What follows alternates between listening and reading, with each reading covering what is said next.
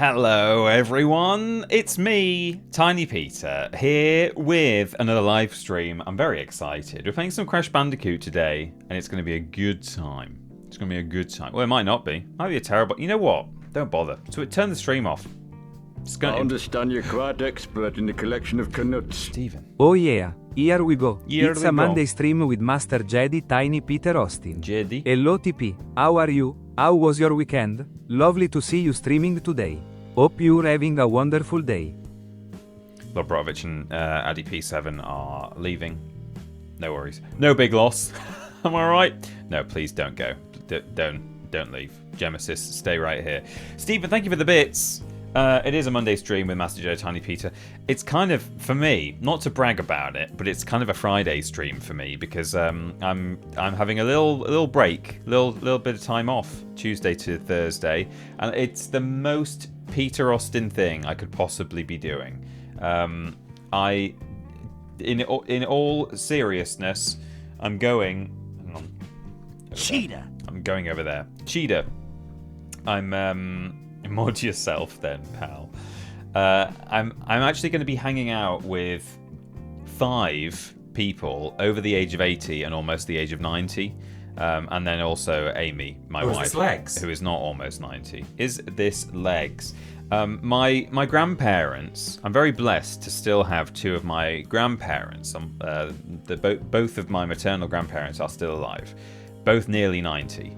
And every year, I think every year, they go to the coast. They go to the east coast of England, and they stay in this hotel that's apparently quite nice. You get that you get breakfast and dinner, and bed, obviously.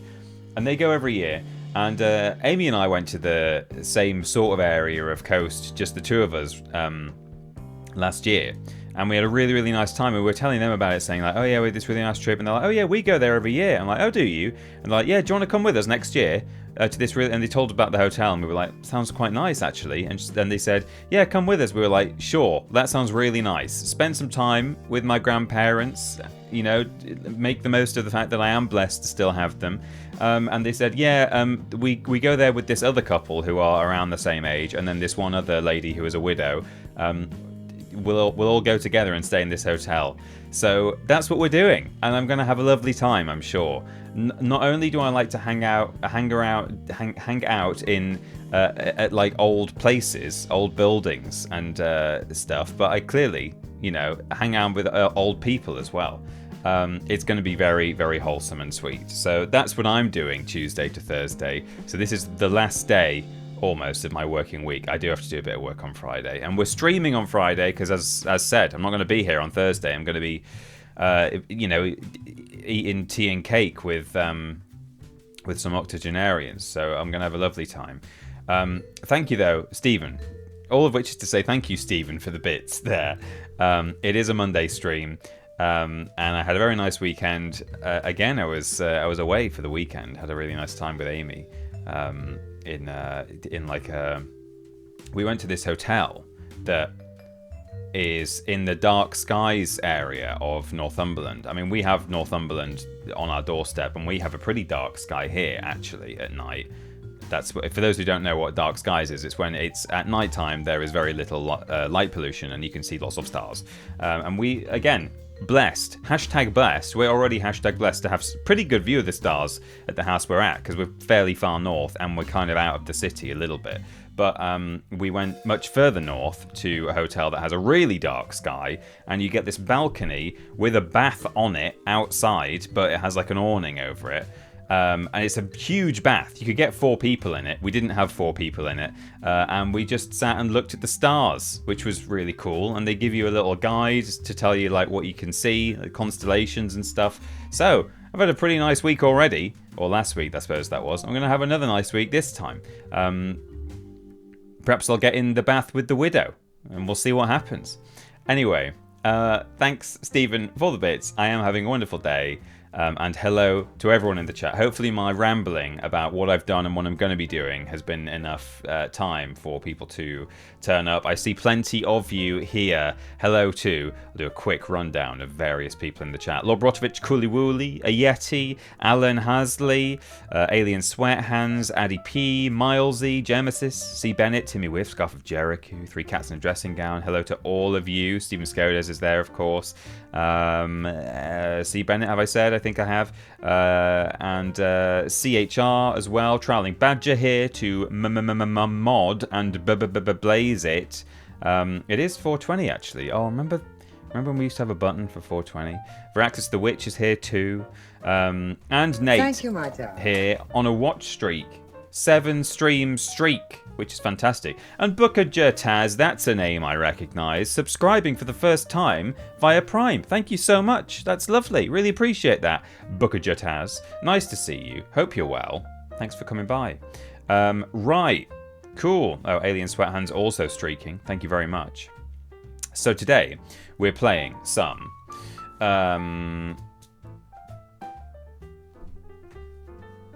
Crash Bandicoot 2 Cortex Strikes Back. I was trying to think of the subheading. Cortex Strikes Back. How did I forget that, given that it's basically based on the second Star Wars movie? I don't know how I missed that. Cool. We're gonna do that, and we're gonna see how well I can do at it, because it's the Crash game I know the least. We're also going to see how well the emulator can do at launching the game, because before it was doing a really weird thing. It was like shoving it like way up in the corner of my monitor, like not windowed. It was as though it was full screen, but it was just in the corner. I could still see my desktop in the background, and it just wasn't showing up on OBS. But I think I've fixed it. So, thank you, my darling. Thank you, my darling. Wee Carrot is here. Sorry I've not been around streams a whole bunch, but I'm extremely busy and important at work. And the Prince of Egypt for a bit. Wait, what? I'm extremely busy and important at work and the Prince of Egypt for a bit. Were you the Prince of Egypt for a bit? But just wanted to pop in and say hi and watch out for those newfangled Nitro crates. It's going to be scary. Thanks for dropping in, Wee Carrot XO. Remember, we've got a VODs channel. Hashtag VODs, not hashtag VODs, / VODs in the chat there. Hang on, I've typed it wrong. No? Do we not have / VODs? Why is that not working? Unrecognized command? Wait, what?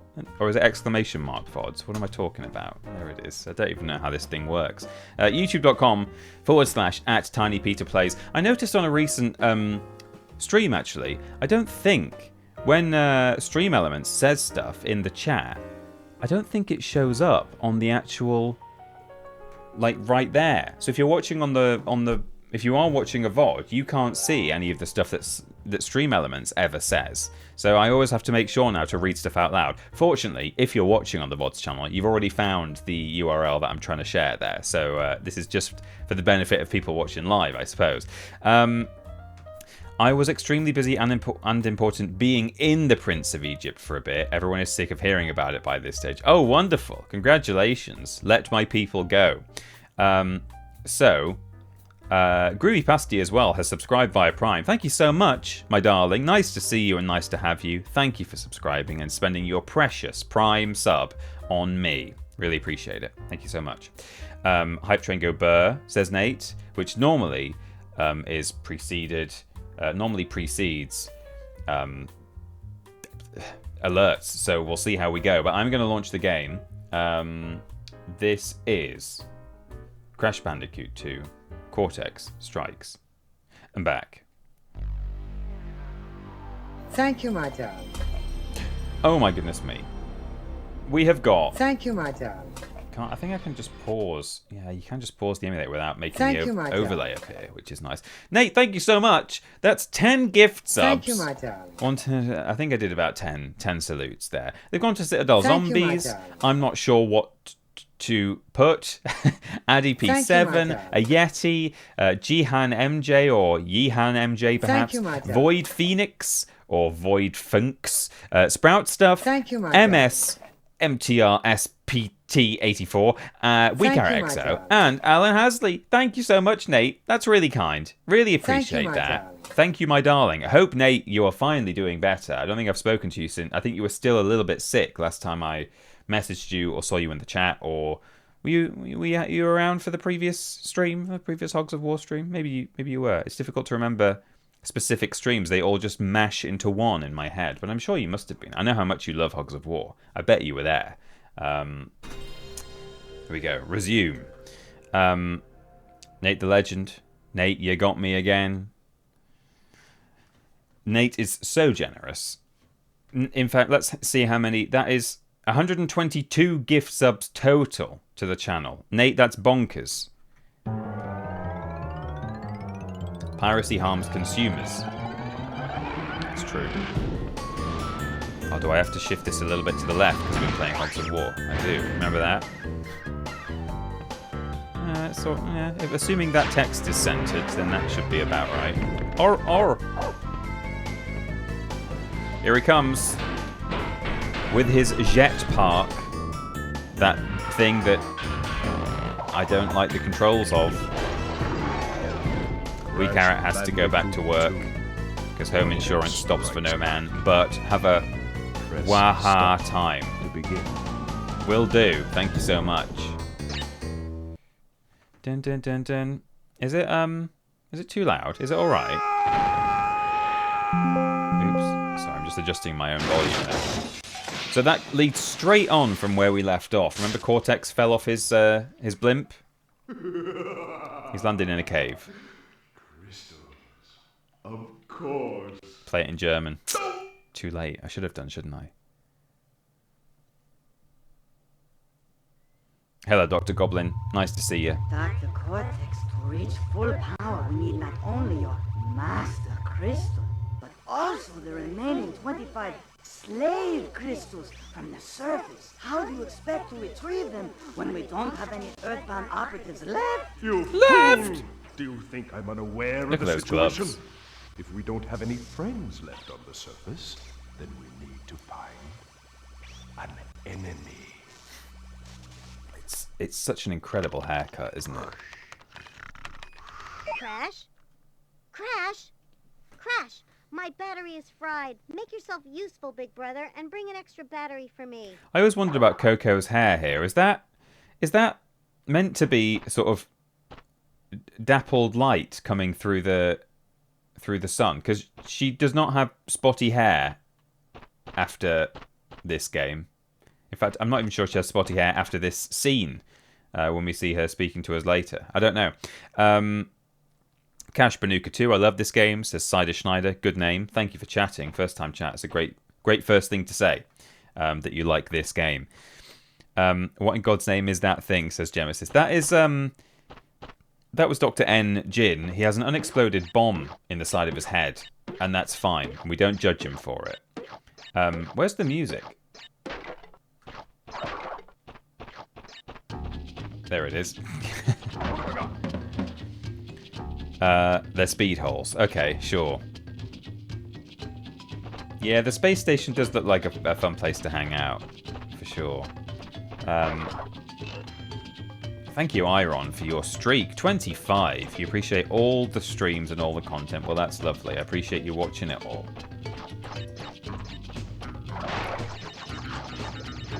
Delicious fruit.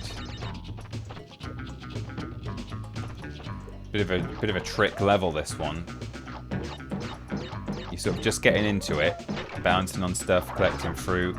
You're like, oh, I head through here, go find the battery. Oh! Zap. We've been zapped away.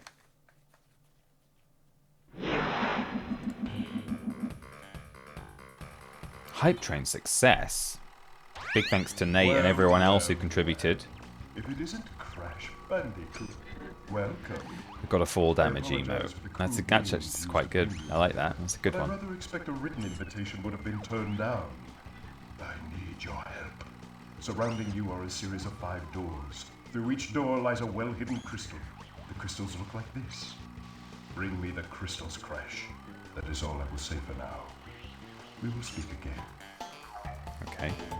The crystals look like this.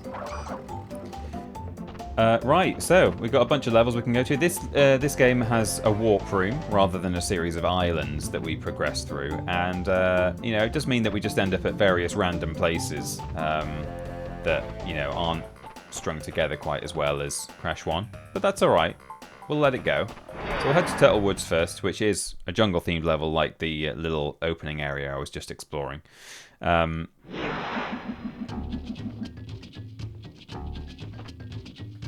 Loving all these old-school PS1 games brings back the memories of the 90s, says Groovy Pastor. Yeah, absolutely. I've been having a lot of fun streaming all this stuff.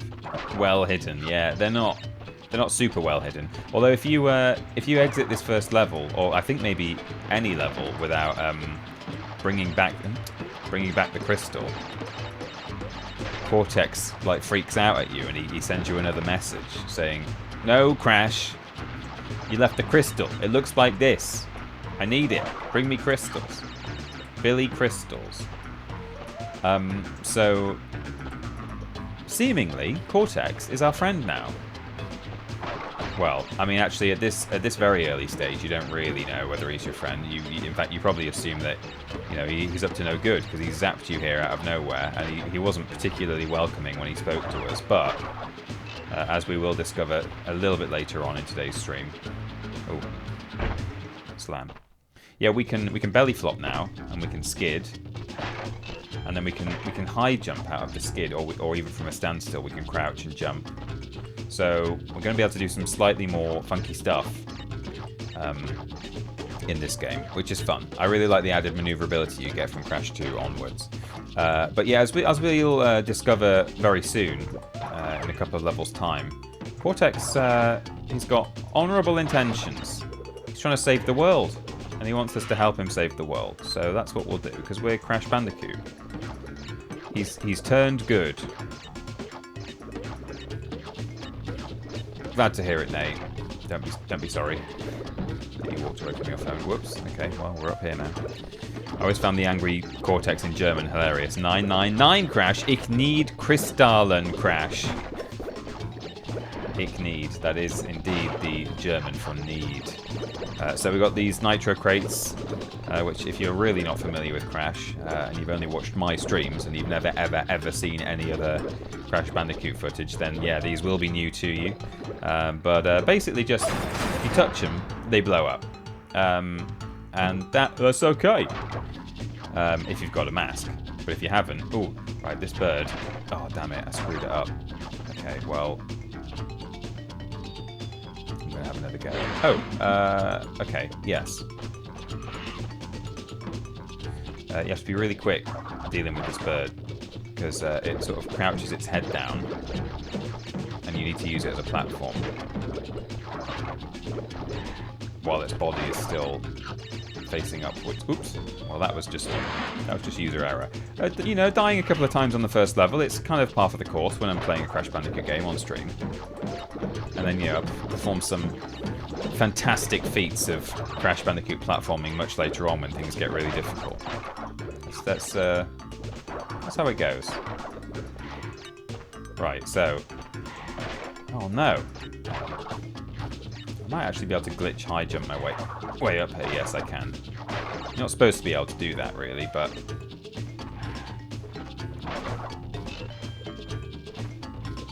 So, yeah.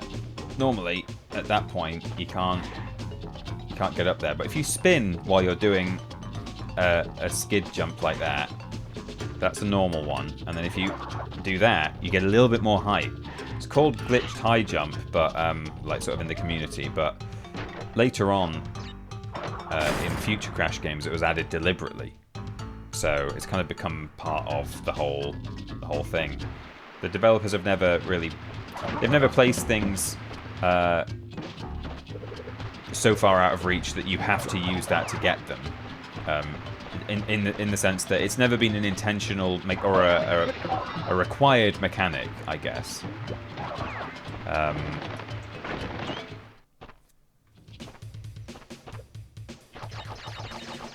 But you can use it to your advantage. In fact, I think we might even be able to get the red gem early in this game by using it.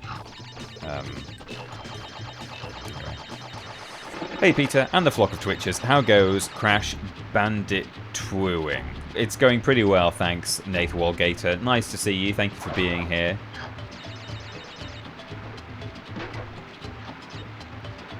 Oh, we're in deep mud here. I do like...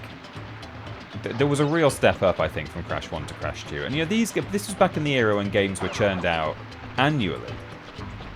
But, you know, the animations are so much nicer. I mean, oops. I suppose it helped that, you know, this is built in the same engine, so at least they didn't have to rebuild the entire sort of thing. Oh, damn it. I need to get my eye in here, because I think I'm clearly playing it with... Can you not spin and land on those? Do you have to flip them? Maybe I just don't understand how... Okay, I think you can. Maybe I just don't understand how these enemies Not work. very well, are you, No. pal? Do you really want to win? Yeah, do you really want to win? So... What have you done with the controls, Gromit? I wonder if I've actually got the crates from there. I'm a bit all over the place here. For one thing, I'm not... This is the game I'm least used to. Go into the garden and bury yourself where none of us can see you. You're making us puke. But, yeah, also... Yeah, I can't remember exactly how box counts and bonuses and things like that work in this game. I understand how they work in...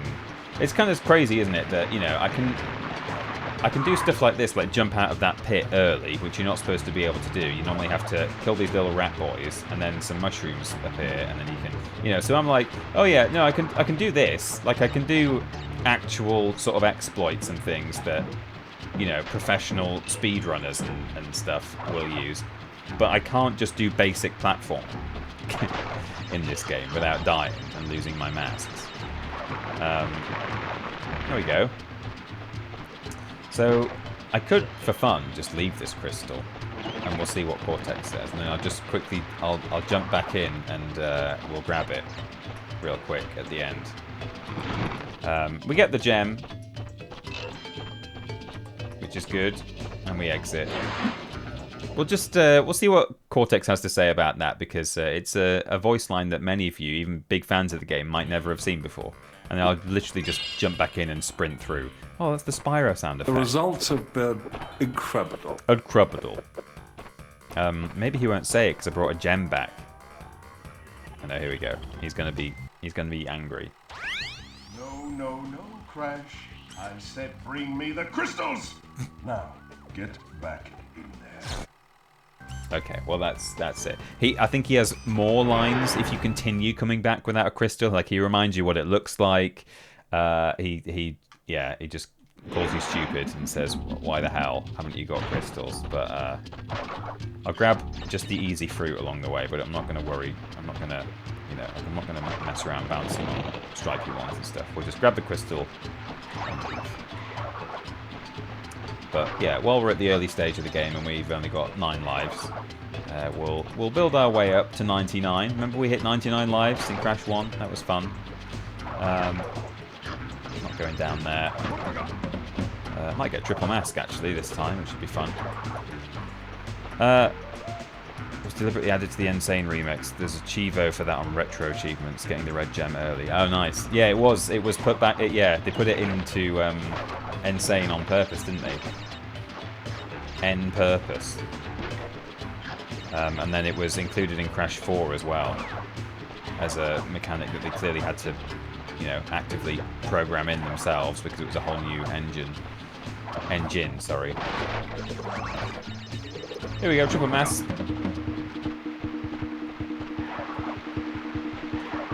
Let's get out of there, make the most of this mask.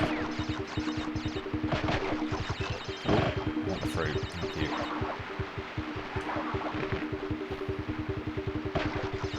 Oh, he can sort of wade quickly. Okay, there we go. He can do a fast wade through the mud when he's got the triple mask, which is fun. 28 out of 0. Oh yeah, okay. So if we complete this, is that a hint saying that I get the extra gem for getting 0 boxes? Oh, that's fun. I didn't realize there was a visual hint for that. Because I can see from the outside that there's a colored gem available. Oh, so actually I could have got that by not breaking any boxes. I'm gonna have to do another visit there later, but we'll do it another time. It's all right. I'm not going to play that a third time. Crash. I knew I could rely on you. Now listen carefully. These holograms are hard to maintain. During the course of my TinyPeter learns. Feels like it, yeah. Across a force that threatens to destroy the world. crystals are the only means of containing it. Speak up. The fate of the world is at stake. It is imperative, therefore, that you bring them to me. Oh, she's got dotty hair still. Dotty hair. Anyone go to school with her? D. Lodge went to school with Wade quickly. Fair enough. I do like how Crash is animated in this game. More so, I would say, than Crash 3. I mean, some of these animations carry over to Crash 3, but like when we're running away from a polar bear or a rock, boulder in this one, he'll sort of look over his shoulder and go, huh! And, you know, he'll look worried while he's running. He doesn't do that in Crash Warped. Yeah, they actually removed... Oh, yikes, okay. Here we go. Actually removed some of the nicer animations from this game. This specific or Pacific arrangement of crates here, this exact... Oh, it's so hard on the ice when you've got triple mass, was sort of referenced in Crash 4. This sort of... You know, I was just sort of a random assortment of boxes. You know, there's one stacked on a triple steel or iron crate, and there's a TNT and stuff. That exact arrangement reappeared in Crash 4 as just a little reference for the fans of Crash 2. Good soundtrack, this game. Okay, here we go. Cortex has become a crystal girly since the first game. Yes. He wants his I'm trying to name. He wants a topaz and a few amethysts. Rose quartz. Rose quartz is the one I was trying to think of. I kept wanting to say rose gold, and I was like, that's not it. Oh, these just go. They're based on. They're triggered by movement rather than the wooden blocks which go up and down by themselves. Ah, so here's the red gem. Now, I don't think I can just do it from the ground. I don't think I can go like that. But I think if you go off here... I've never done it before, but I've seen it done. Or do I do it off the... I don't do it off the platform up here, do I? No, I think I do it off here. Oh, nearly. I'm sort of pushing up against the wall because I feel like I should, but maybe I shouldn't. Probably have to wait till it's at the very bottom of its animation as well. No. I'll spin that time on the way up. Oh, nearly. Oh, so close. I won't labour the point. Because we'll have to go up there anyway to like get some boxes and stuff eventually. But this is how they do it, I think. Oh, you off the bounce, but you also have to belly flop for the last bit of height. Oh yeah, nice. CHR, thanks. I didn't know you had to do that. I also didn't know you could do that actually. A belly flop out of a glitched high jump. Can you do that in Crash Warped? I'm not sure you can belly flop out of one of those. Maybe you can. Anyway, that's how you do it.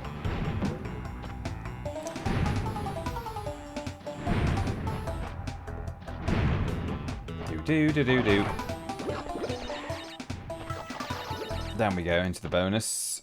So bonuses, I think, do count for your overall box count in this game. They didn't in Crash 1. They do here. But we no longer have to complete each level in a single life in order to collect a gem, which is a real mercy. That's going to save us a lot of aggro.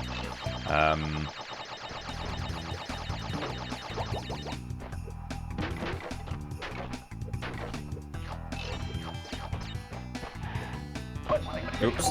And we also don't need bonus levels in order to save the game. I mean, I've been save stating anyway when I've done my Crash 1 playthrough, but only when I wanted to actually save my progress, not to sort of save scum. Don't think I did any save scumming in Crash 1, did I? I've been doing it in you know, a couple of other things, but right, got to remember these. These need filling in. Can you fill me in? Oh! Oh, well, the switch is up there. I got lucky there. Oh, maybe I still could have got it from here. But, yeah, apparently the switch was... There you go. It's up there, you see. Maybe you didn't see it. You get a slightly less view of the game than I do on stream, just because of the banner and stuff, but... I don't have time for these strike rates. Got better things to do. There we go. That's another gem. Hey, things are going well, everyone. And normally when I say that, something then goes terribly wrong. So... You're welcome. Peter, do you ever try Crash of the Titans? I'm not going to lie, I get all of the PS2 Crash games mixed up in my head. Well, sort of mixed up. I know which one... I obviously know which one... Oh, there's the red gem that we cheesed. But that's fine. I know... Oh, got another cutscene now. Can you hear these alright, by the way? Oh! You were helping Cortex gather crystals. It's Brio. Yet you have acquired a gem. Interesting. Well, Crash, know this. As long as you are allied with Cortex, you are my sworn enemy, and I will do anything in my power to stop you. If the fate of the world is truly your concern, you must gather the gems, not the crystals. If you obtain all 42 gems, I can use them to focus a laser beam that will destroy Cortex and the space station he's created. Until then, I must use my forces to stop you from gathering crystals. Chris? From gathering Chris? Is the audio out of sync for Peter? Shouldn't be. Hello? I don't know. We've had that issue when Ben and I have hosted each other on the Worst Games Ever live streams, but it shouldn't really be a syncing issue when it's just me with my microphone, hopefully. Gonna have to head off, have a big visit to get ready for this week. You have fun and enjoy the rest of the day. Nate, thanks so much for dropping by. It's lovely to see you. I'm so glad to hear you're doing better. And I really appreciate the gift subs as well. Thank you so much. Seems okay to me, says Cooley Wooly. Okay. Yeah, so I do know Crash Wrath of Cortex, because my friend had that, and it was the one immediately after the PS1, so I kind of was more aware of it. And I have played a little bit of... So I've completed that one, by the way, the Wrath of Cortex. And I've played a little bit of...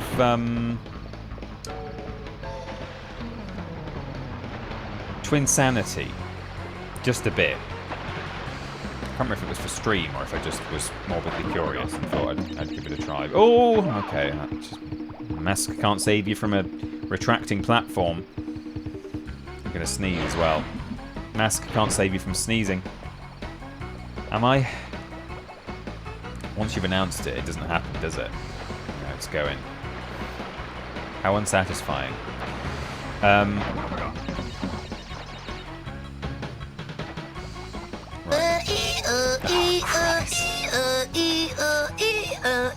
I forgot I added that. Thanks for spending 5,000 channel points on that, Scarf of Jericho. I hope it was worth every single one. Appreciate it. We're allowed 3 of those per stream.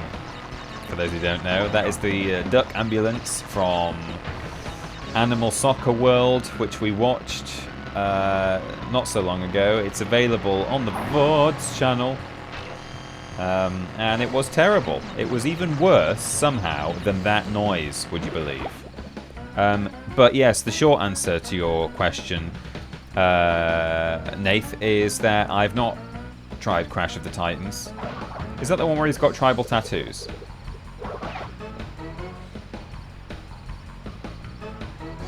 Golem can't defeat enemies wearing a mask. No, that's true.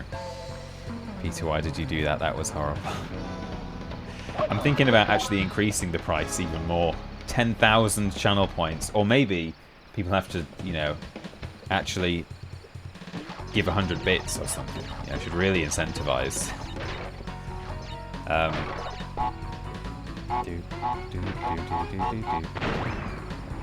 This track here is my favourite of the Insane soundtrack.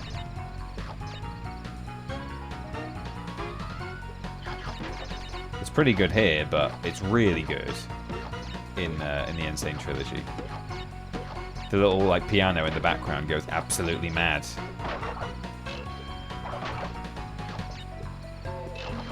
Lovely. Actual bits is the way to go, says Lobrotovich. Yeah, I should probably do that. Come up with a whole series of, oh, we need the blue gem, which I think is the one that was available in the first level. Clearly, have to finish the first level without getting any boxes. But we can do that.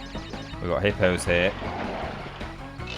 I think these hippos in the Insane Trilogy sort of, they look a little bit like they've got flippers, which is very confusing. Maybe it's just sort of the angle or something, but yeah. They kind of look a bit more amphibious than you might expect. Look like the water horse from Worst Games Ever. Ooh, okay. Man. You know, I kind of take it for granted given that I pretty much grew up with Crash 3 as well as Crash 1. But it must have been really cool to get this game and suddenly oh yeah, we need to get on. We need to ride that gem platform, so that's why we can't finish it. And Crash is suddenly, you know, moving around on sort of mechanical surfboards. I don't know what the word for that thing would be, but you know, he's doing cool stuff on vehicles and all sorts. Must have been mind-blowing. Remember when she said it was great, they are injured? Yeah. Not bad. I see you are getting the hang of it. I need to conserve power. I will communicate with you again after you retrieve the 5th crystal. Okay. So, for those who didn't catch what Brio was saying, Brio, who was, remember, the sort of second in command in Crash 1 of the villains, Cortex's assistant. Brio said, hey, if you really are concerned about the fate of the world, you should be collecting the gems, not the crystals, because I can use the gems to focus a laser. I can't remember if he says what for, but basically he's going to focus a laser on Cortex's space station and blow it out of the sky. So this is a good example of probably the main reason why Crash 1 is not really my favourite at all in the trilogy. Or certainly why I prefer Crash 3, which is that in Crash 3 there is, I think it happens once. It's not that it doesn't happen at all, but there are hardly any instances where in a single warp room you have to visit the same level type twice. You know, we've already done a jungle level, and we're here in another jungle level, and alright, you know, there's some variation going on here. We've got some new enemies, and, you know, that's great, but, you know, Crash Warp does that too. Pretty much every time you go from, or you revisit a certain level type, there's probably, you know, a new enemy type, or at least some really clever ways of mixing things up. Oh man, I'm kind of waiting for the branching path to come back, but it's not done it yet. Okay, here we go. I have to do all this backwards now. I don't really know what to expect, and there might be turtles walking back and forth. Ooh, there are. At least they've got double mask, but I've got to watch out for pits and everything. Ooh! God. So I don't really like the repeated level types within a warp room. Oh, this one's got the crystal on it. It does a lot of other things really well, this game, but... Okay, we need that to activate the invisible crates we walked past earlier on the right-hand branch. There's a turtle here. Okay, are we nearly there?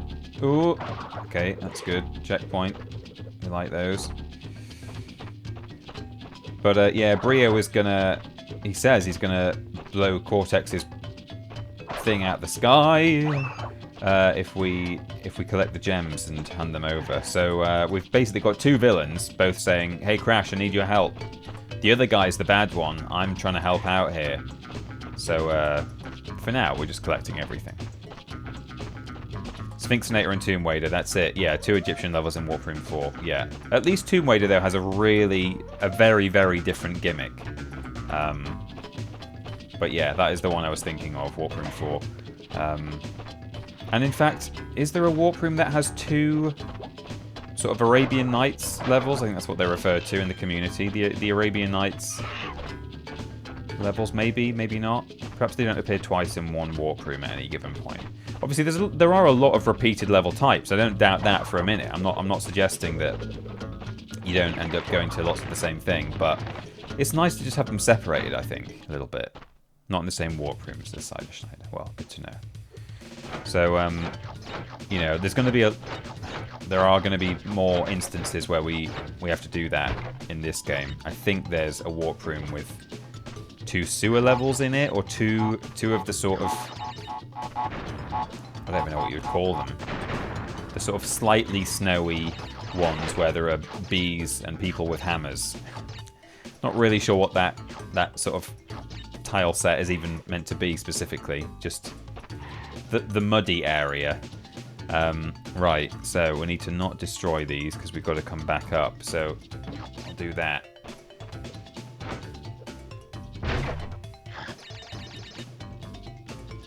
Cider Schneider absolutely knows what they're talking about.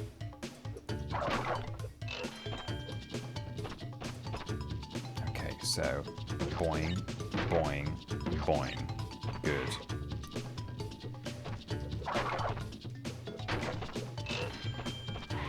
$21. We don't actually have a... In Crash 3 it tells you exactly how many crates there are in each bonus mission, so it would say 23 out of 23. Or out of 24 or 25 or whatever, so I'm just hoping that that's everything. Thought they were always meant to be lumberjacks. Oh yeah, they probably are. I mean, they're wearing sort of plaid shirts, aren't they? But they have... Do they not have hammers? Rather than axes? I don't know. I can't remember. As I've said several times at this point. Probably repeating myself too much, but I'm not as familiar with this game. So I could be wrong, but... Hello, Death89, welcome. Good to see you. Hello, Shy Bees. It is nice to be back in some Crash, isn't it? Oh, look at that. I'm just 100%ing all these levels as I go.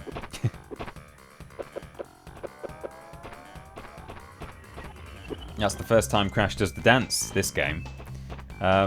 Okay, so... We'll do Crash Dash. And then we will have a boss fight to do, which is fun. Time to get familiar, Mr. P to the Tur. Time to get familiar with this game, yes. Here we go. We're running towards the camera, we know what that means. There's going to be stuff coming at us. It's a snowball or a boulder with snow on it. See, look at the way he looks behind him and goes, ah! And then he dives. You know, you don't get that in Crash 3. So, this game definitely has its merits. No question. Ooh, no.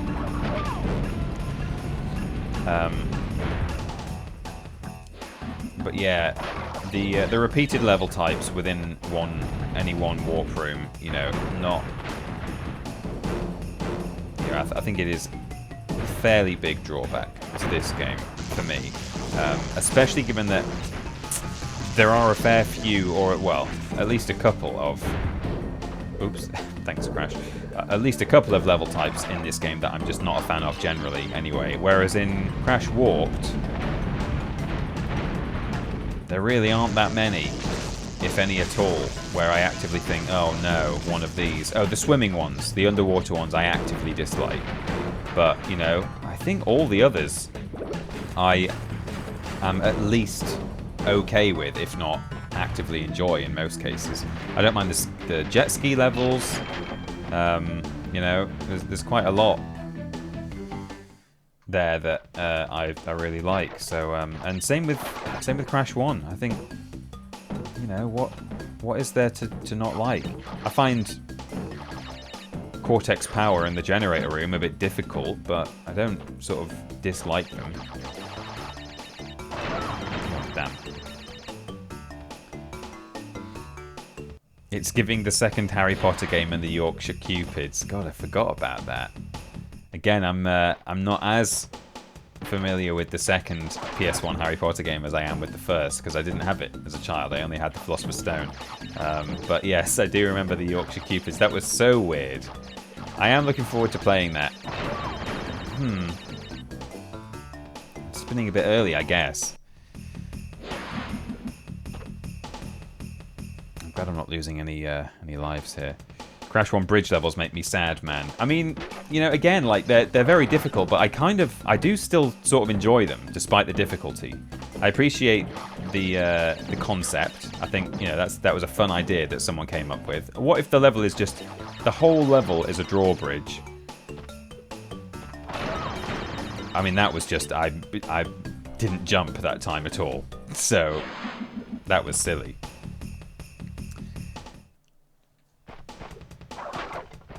Right.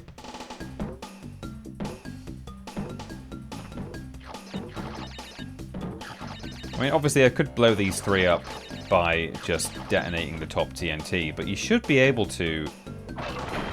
Oh, there we go. That sort of did it. I survived and jumped away, but I didn't jump away enough.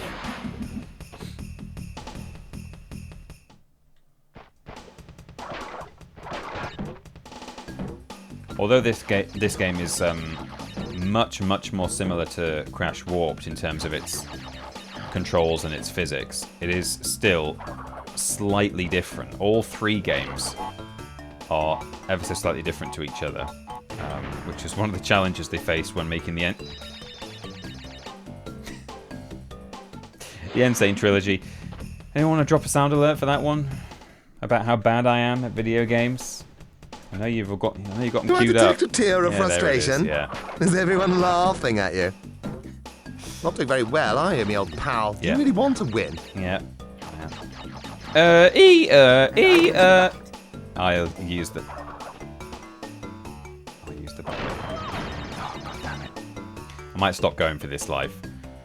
Because, you know, that's not a necessary spin that I'm doing there. I don't have to do this. The results have been incredible. I'm not losing lives as I die to that each time as well. If I was losing a life every time, it would be like, well, it's not worth going for at all, because I'm already net, like, minus... God.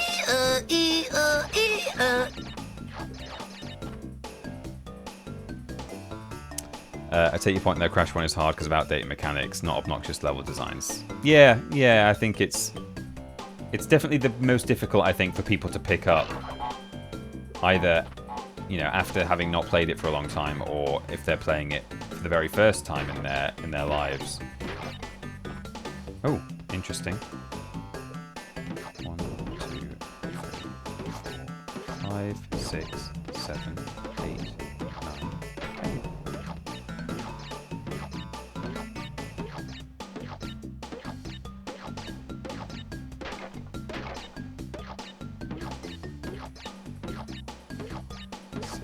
7, 8, 9, 10.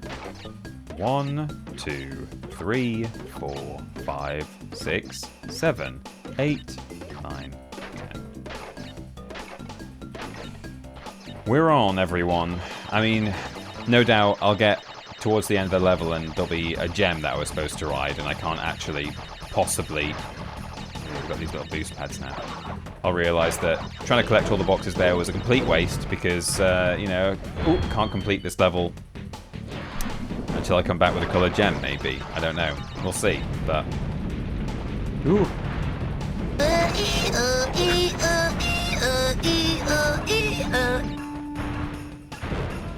said this on when I was playing Crash 1, playing one of the bolder levels, that definitely in Crash 3 and Crash 4, every box that you leave behind...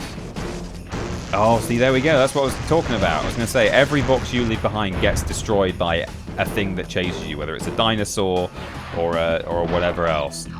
But in this instance, it looks like I have to make sure I'm destroying everything myself. Because that boulder is not hitting everything. Maybe it hits the odd thing here and there, but the ones behind these gates, it is not destroying. Oh, I touched it. Peter Duxton is here to help.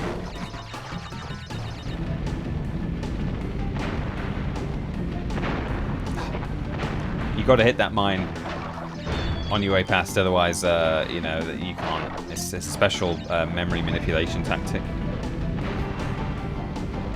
Ooh, I still nearly did it after joking about it. Damn it.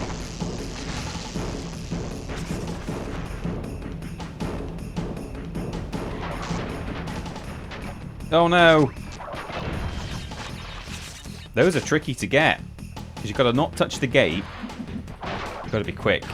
Probably got to hit both boost pads. Got to not hit this mine, or any of them.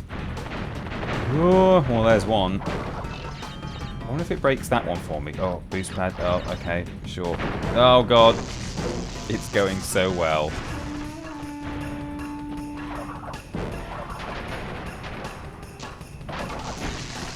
Okay. Oh, no. I was nearly there. Nearly there.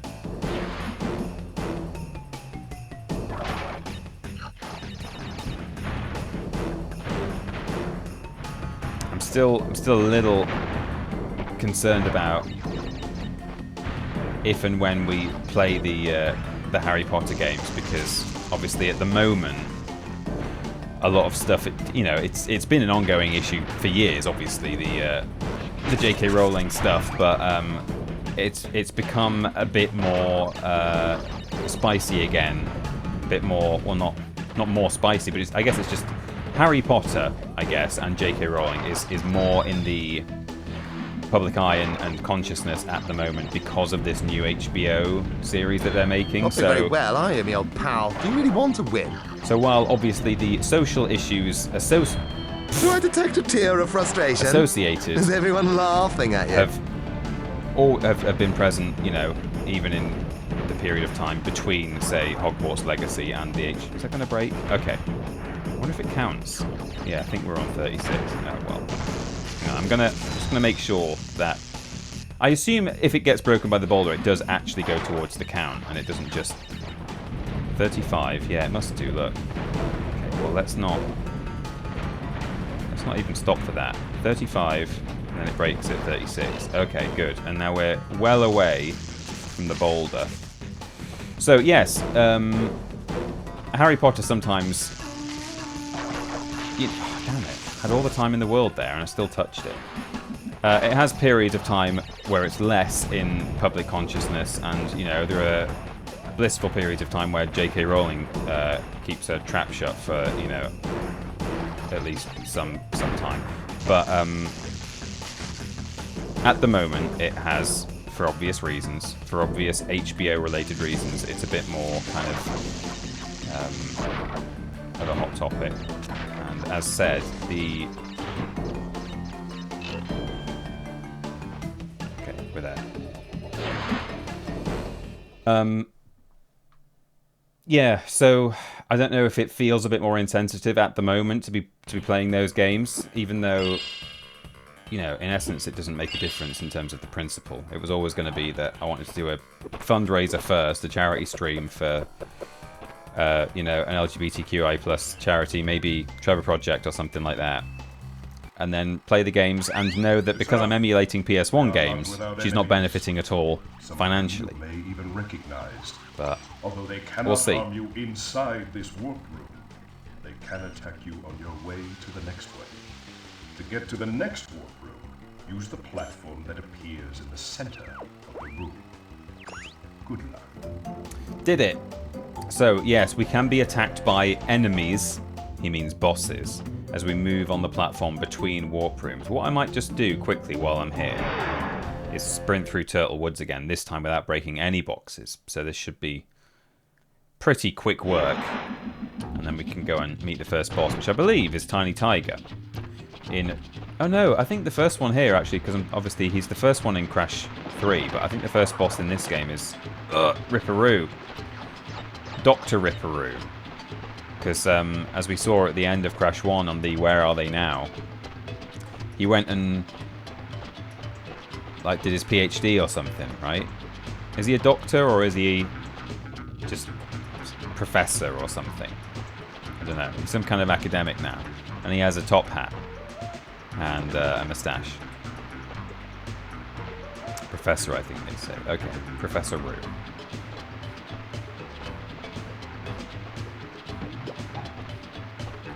Ooh, now this could be a little demanding. In fact, I might just do it from a crouch jump. Oh no! Okay, let me just do a practice. Oh, if I'd just done that, if I'd just run against it and jumped, I'd have been fine. But I tried to crouch jump and I hit the ceiling and then I bounced down. Okay, let's do one more attempt. Oh, actually, I probably could have just jumped down a pit because I've not got a checkpoint. So it would have reset my box counter to 0, but never mind. In we go. There's a reason there's a bouncy box in the grid. Well, actually, that's a good point. I could just jump on the bouncy box and not break it. I hadn't even considered that. You can get over the stack.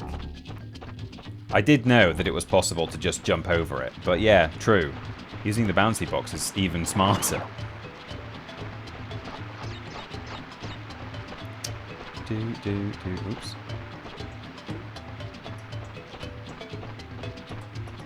'Thank you, my darling. 3 months. That's 1/3 of a baby. Can't stay long as him hosting a friend. But all the best with Crash. Plushy Labs, thank you so much for the 3 months. Really appreciate it. Thanks for the 1/3 of a baby. First trimester complete. Thank you so much. Guess who's homesick with a cold and the flu? Oh, Benson boy, sorry to hear that. Get well soon. I've had the flu, genuine flu before, not man flu, but actual flu, and it was rough. There we go.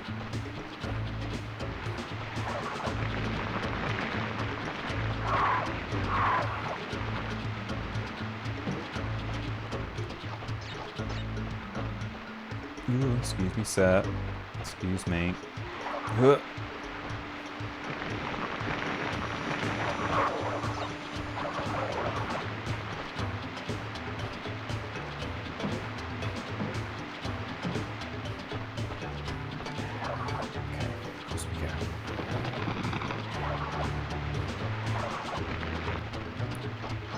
Right, that is no boxes. Gem! Gemma! Now, we could, now that we've got the blue gem, we could go back to the river level and we could try and 100% that, but I'm not going to do that. We'll have to do a bit of backtracking through this game anyway, so I think for now we'll go and confront Professor Roo. I was thinking that, both. You've got cold and flu. Up we go.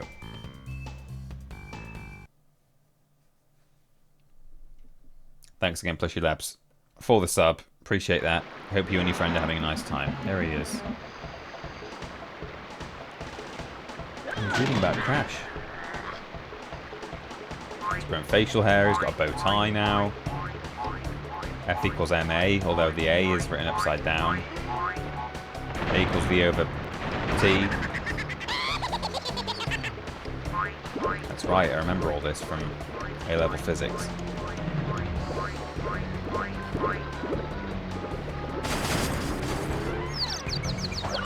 Ooh, yikes.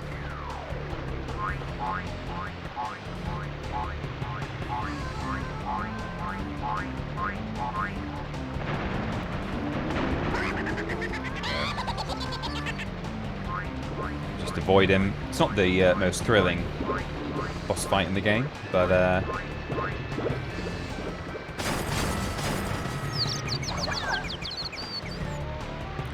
we're just getting started, you know.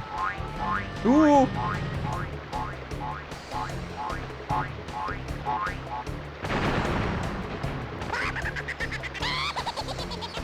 He loves it. He's laughing.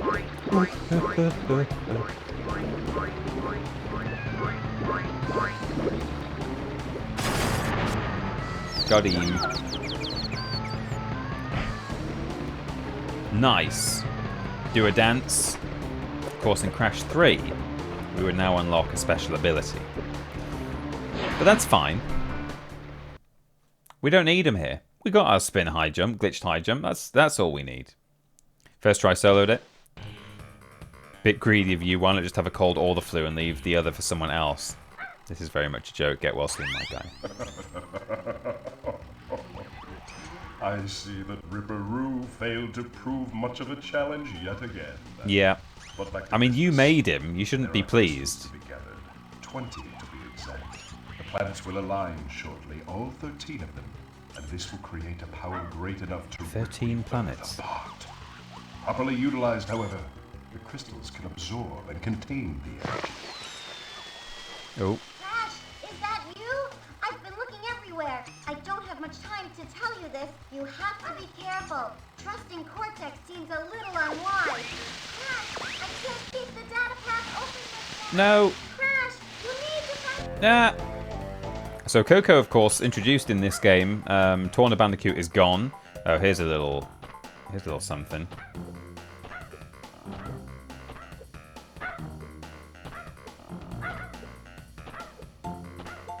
How do you do it? Just there you go. Bunch of lives for squishing a It's a sheep. panda cub. Lethal Lee, it's a sheep. Thanks for joining the flock. Welcome to the flock. Nice to have you. Really appreciate it. Hope you're not too lethal. No dangerous weapons allowed in the flock. I was wondering why you were beating up that bear. Yeah, you can get a bunch of lives out of him, which is fun. Don't squish the poor baby. Yeah, Coco introduced in this game. Torna is gone. She ran off with Pinstripe Potteroo, who is now governor of Chicago or something, I think. Or he certainly ran for governor. So Crash's sister has been added. Whoops. Missed the jump there. I did try.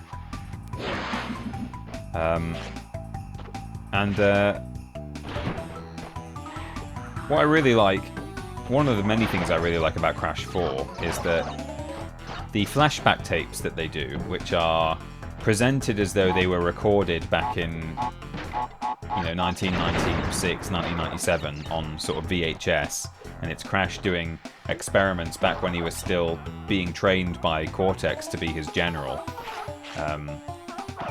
Kind of before he'd escaped, before he'd, I think it was actually, I guess it was before he'd gone into the Cortex Vortex. Must have been, because he escaped immediately afterwards. But as well as that, after you've done... Ooh, damn it, I need the mask. Oh, there's our red gem that we got early. We've cheesed this, everyone. Could have some cheaters in the chat, maybe. You have a choice of 2 cheater emotes now. But yeah, also they have a flashback, a series of flashback tapes where Coco is being trained after Crash has escaped, and possibly even after Crash has. No, it can't be after Crash has freed Torna, but it's after he's escaped. Oh, I thought you could get into those guys, even if they got their spikes up. I don't know. I will discover as we go. So, yeah, you kind of learn a little bit more about Coco's backstory and how she was, kind of Plan B or Plan C. And then she, too, managed to escape Cortex Castle. And now here she is with Crash.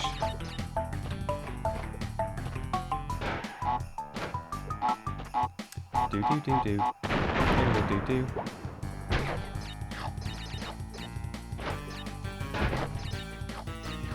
Thanks for the cheaters, everyone. Thank you, Gemesis. I am a dirty rotten cheater, and I deserve to be called as much.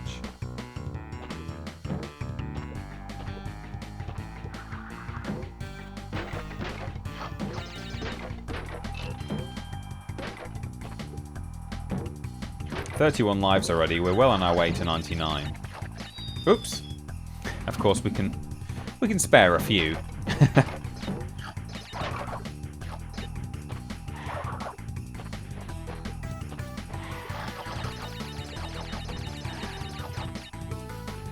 Peter stealing that bear's lives, the bear's youth. That bear is old now, thanks to Peter. Yeah, like a vampire.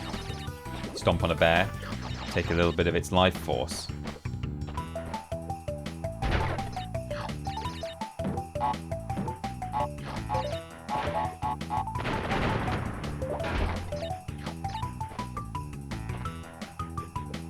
Hey, theoretically, you could have got the red gem legit before your first visit here. The secret exit is an air crash. Oh, is it? Oh, okay.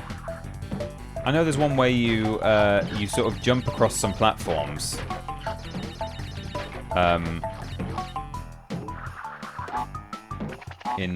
Whoops, damn it. I partly keep thinking that there's actually ground under those boxes. It's sort of a mixture of forgetting that it's a pit,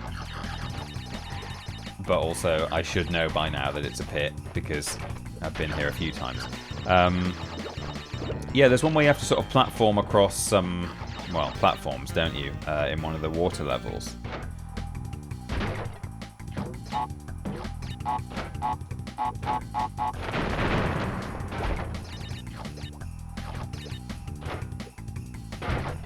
There we go.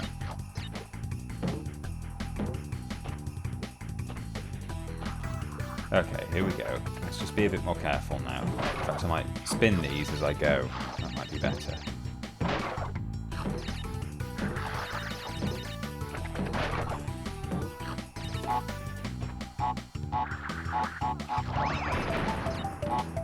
Oops. Okay. So much fruit. Very satisfying. Oh yeah. Great.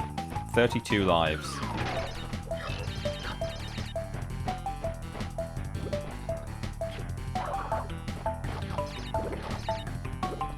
Jeez, what's down here? Oh, okay.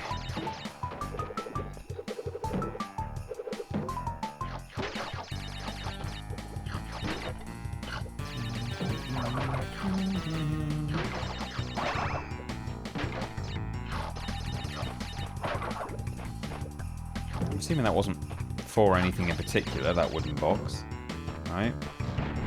Didn't need it to get up high somewhere, did I?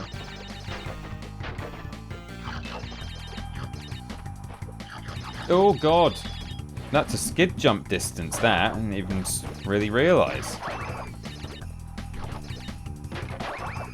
So, yeah, we've not cheesed it too badly if we could potentially have grabbed the red gem by now, so that's good to know. Not quite cheating.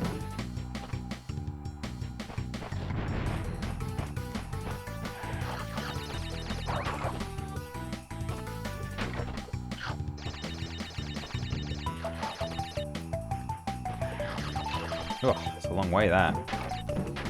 Bounce, bounce, bounce. Okay. Smash that box.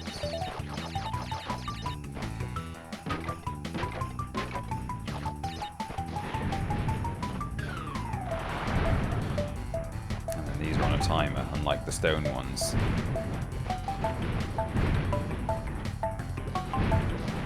Ooh. Oh, jeez. This looks fun. Oh, no. Oh god, we've got to do this again. Right, hang on. Grab all this stuff. I won't bother with the fruit.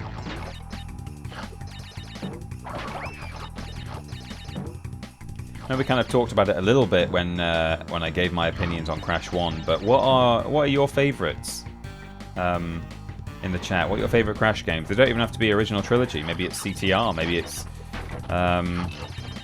Twinsanity, maybe it's Crash 4. What's your favourite Crash game? If you've got an opinion, pop it in the chat. I want to know. I want to know what love is, but only which Crash game you love.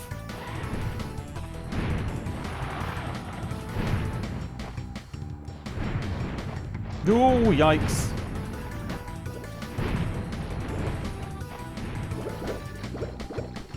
Do I skid? Oh, jeez. Oh, and this is a breakable bridge. Now we've got stalactites, or well, icicles, I suppose. Okay.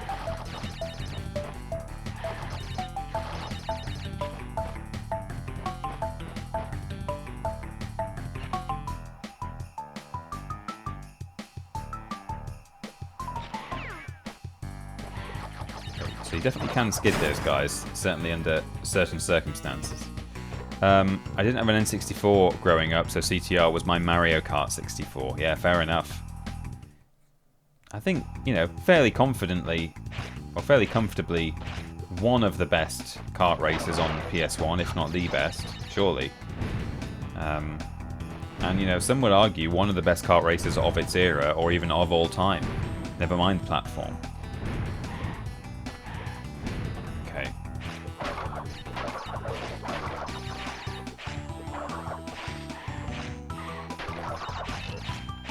Got those. Ooh, hello.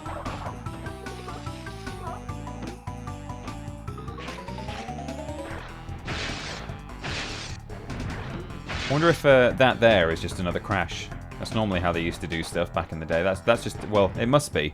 There's no way that it could be done any other way. That back there is another model that is tied to my model.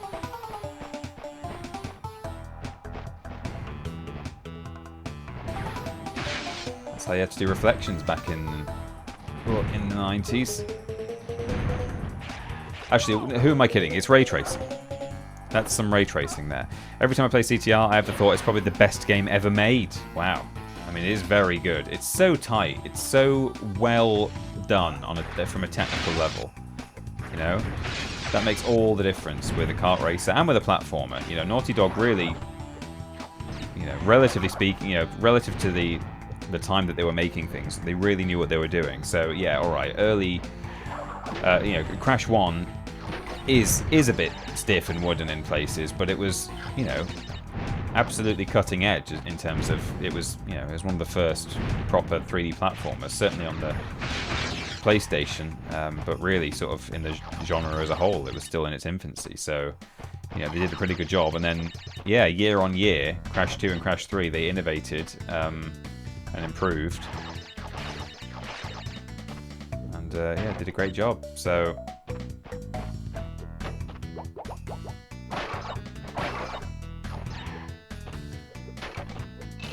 they've always been so good at... oh no! Oh, yikes. At nailing controls and just the feel for things.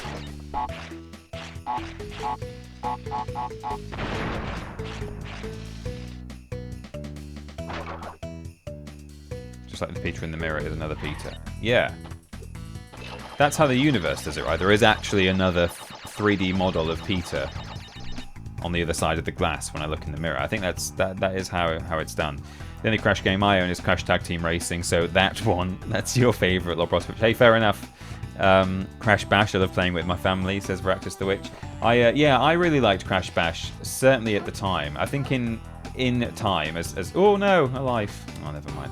As time has gone on, I've come to realise some of its shortcomings. But yeah, as a party game, it's pretty good, especially if you've unlocked all the levels. You know, once you've played, you know, a few rounds of shooting little balls at each other, and you've done some pogo or whatever, you know, you kind of have an appetite for more stuff. But you know, you've got the sort of the dot dash type levels. You've got the tank stuff, the medieval mayhem when you really get further on into the game. So yeah, absolutely. Makes for a pretty good party game. The more levels you have, the better. And there's some good boss fights in there. Actually, I like how they turned certain party games, you know, certain level types into boss fights. I thought that was quite clever. Like when you fight the polar bear in the submarine. That was a fun one. Warped in CTR for me, says Upside Downs. Yeah, I'm a big fan of Warped personally, as I've said. I think Crash Bash is the only Crash I haven't played, says Rye Wi-Fi. It's worth a go. It certainly was worth a go at the time. Whether it holds up today, especially to a new player, I couldn't say. But yeah. Do you think a Crash game could work if built like Banjo-Kazooie or A Hat in Time? I've not played A Hat in Time, but by that, do you mean a bit more kind of open world and more collectathon heavy, like more things to collect rather than just, you know, 2 items per level, or yeah, it depends what you mean, really. Because as I say, I'm not really familiar with the Hat in Time, but Banjo-Kazooie, yeah. What aspects of that would you like to would you be interested to see in a Crash game? CTR remake, that's a good one, Nath. That is a good one to have. If that's the only one you've played, that's a good one to have played.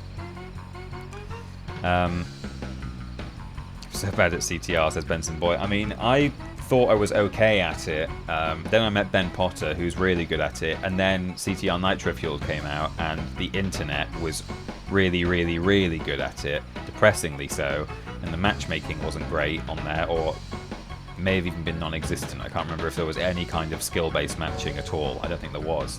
So that was kind of, you know, you quickly reached a point where you were like, oh, okay. I mean, I don't play games to win. Like, I'm not a sore loser. But if you know you have absolutely no chance of winning a race, every single time you try and do an online match, then it's a little bit like, okay, yeah, maybe this isn't quite for me anymore.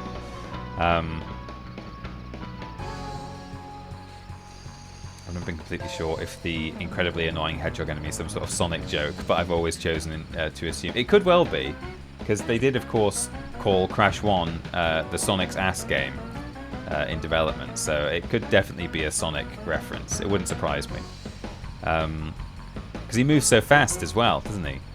Never finished one, but I got the furthest in Crash 4 and really loved the varied level design in that one. It just got too hard for me in the final quarter. That's totally fair, Ed. I agree with both the praise and criticism there, in that I thought the level design was great. Just absolutely love that offbeat level. That's so good. But yeah, the other ones too. And they did a pretty good job of keeping things kind of interesting and varied, even though that it was more themed, wasn't it? There was like, this is post-apocalyptic world. There are going to be 5 levels here that are all post-apocalyptic, but they're still very different. You know, here's the pirate world. You know, they did a reasonably good job of mixing it up. I guess by having the different playable characters as well, that probably helped. Because you know, no one really wants to play a whole series of levels that are kind of the same and, you know, set in the same sort of area as well. Like, I think Spyro 1, surprisingly, given how early it was in the 3D platformer collectathon world timeline, in development timeline, actually did a pretty good job of, you know, having these hub worlds that, yeah, did have a whole series of levels that kind of looked similar to each other. Oh yeah, this is where we get the, we'll have to come back. Get the thing there. The secret exit. You know, you go to Peacekeepers in Spyro 1 and all the levels are set in a desert, but genuinely, really, really well done in terms of keeping things quite varied and unique. You know, even though the terrain is quite similar in a lot of places. I mean, I guess they had a bit more license in places like Dreamweavers to kind of really mix stuff up, because, you know, a world of dreams can be literally anything. And, you know, Magic Crafters, although there were a lot of mountains, again, they could kind of do a little bit more with the terrain there. But yeah, surprisingly good and varied, considering that they had to kind of tie each collection of levels together thematically and, you know, within the biome.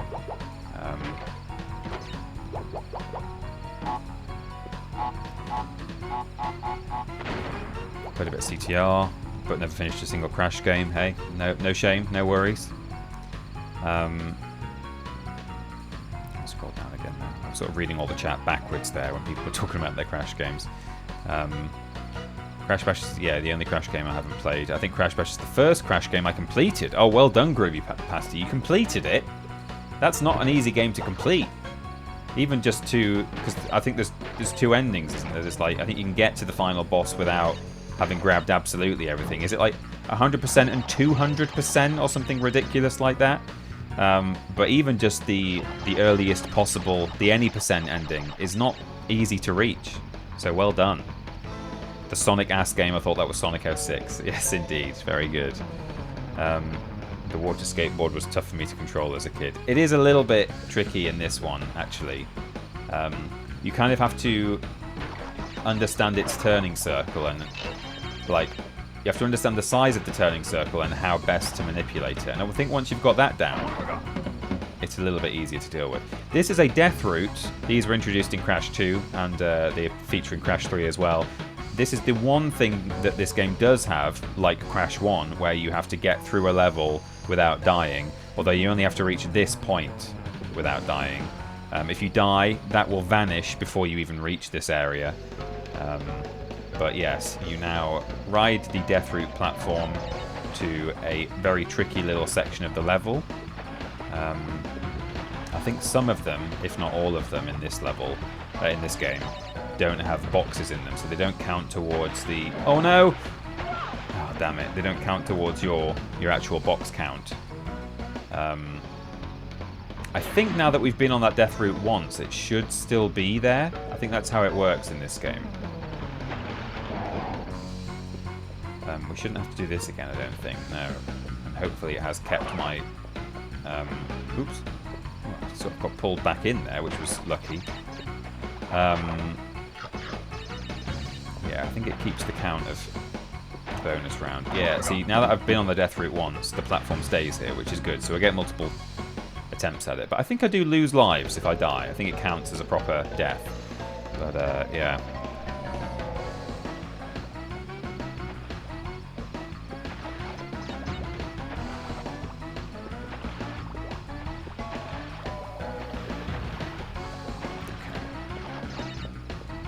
Now, I can't actually... Oh, I can just about make out the platform in the distance now.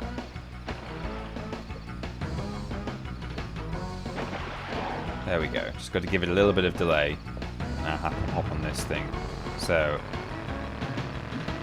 once you understand that this thing essentially just sort of moves in straight lines, even though there's kind of the illusion of kind of 8 directions of movement, you know, it really is it's kind of just moving left, right, up and down, but with kind of the ability to adjust.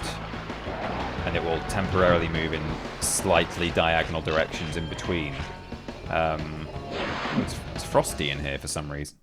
Once you kind of get that in your mind, then it's a little bit easier to control. It's if you think that it has 8 directions of movement where it gets a little bit wobbly.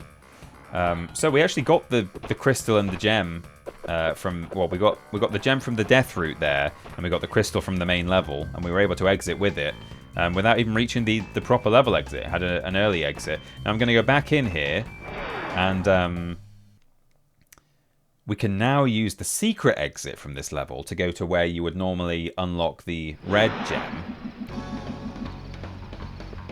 which... I don't even know if there's anything to be gained from that, because the level where I've got the red gem, I don't think the path that we're going to be unlocking here has any boxes in it or anything. But I kind of feel like it's worth showing. Like in other words, what I'm about to do, the only reward is you get the red gem at the end, but we've already got the red gem because we cheated our way to get it. But the reason I cheated really was just to show you that it can be done, kind of more as a point of interest rather than, oh, the only way I can do this is by cheating. So what I'm going to do is cheater. Still do it legit in a sense. I'm going to... Did I just break that checkpoint? I hope I did.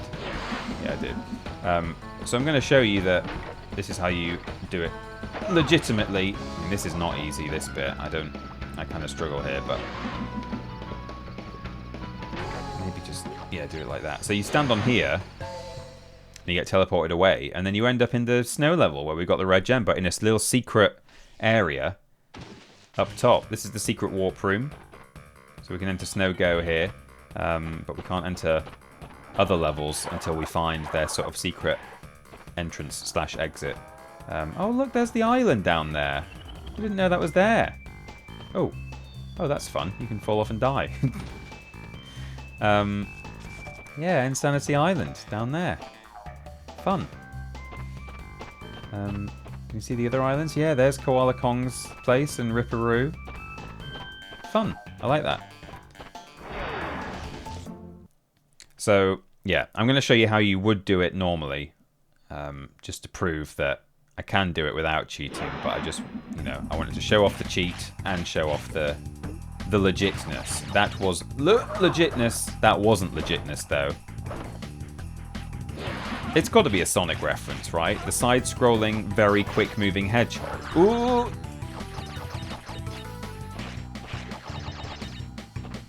Yeah, so no boxes in this area, which is how I was able to get the box gem when I played Snow Go, or whatever this level's called. Because all the stuff up here does not contribute to...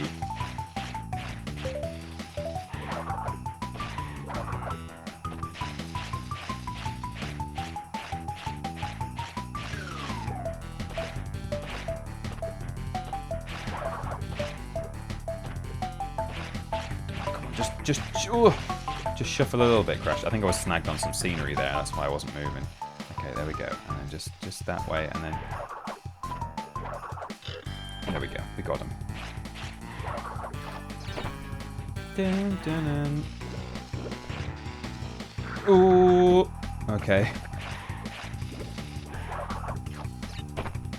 We could come back for a mask and a life, but I probably won't. I assume that there's going to be a... Oh no, I can't move. You can't crawl on ice. I'm crouched and I'm stuck under a nitro. I might wait for it to jump and see if I can escape. Oh, okay. I don't know. I don't think I had to wait for it to jump, but anyway.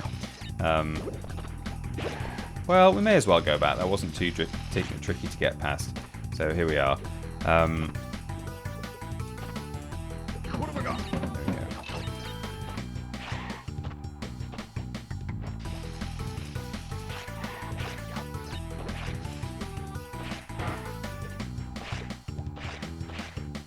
Come on, Crash. Work with me here.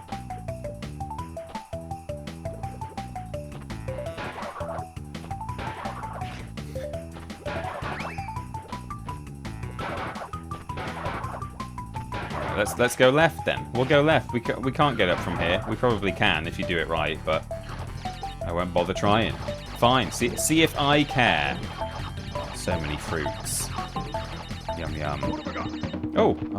Do I want triple mask here? Okay, yeah, this is actually probably quite useful. Oh, really useful. So useful. And then we drop down here, and the gem would have been there. Remember, it was here, and I was coming off this thing. So you would have grabbed it on your fall down. You just have to exit the level at the end, and you got to take it home. So we've got nothing to grab here. No sort of collectibles to bring home. No crystal or gem. So I'll just pretty much head for the exit. But you know, maybe nab a bit of fruit while I'm here. Oh, jeez. I think it feels to me like they perhaps tweak the ice physics a little bit in Crash 3. I mean, there isn't ice physics there, but there's oil physics, which is exactly the same. He sort of skates around. I think, like, or maybe it's just because that always takes place inside a tomb, and therefore you can't really get snagged on little bits of scenery as easily because it's all kind of squared off. Whereas here, it's kind of a little bit easier to get snagged on stuff. Anyway, so he would pull the red gem out of his pocket here and stick it up there, and that's how you do it. So we're missing some stuff in Hang 8, but that's because we need to take the blue gem in there. Maybe I'll do that now. Why not?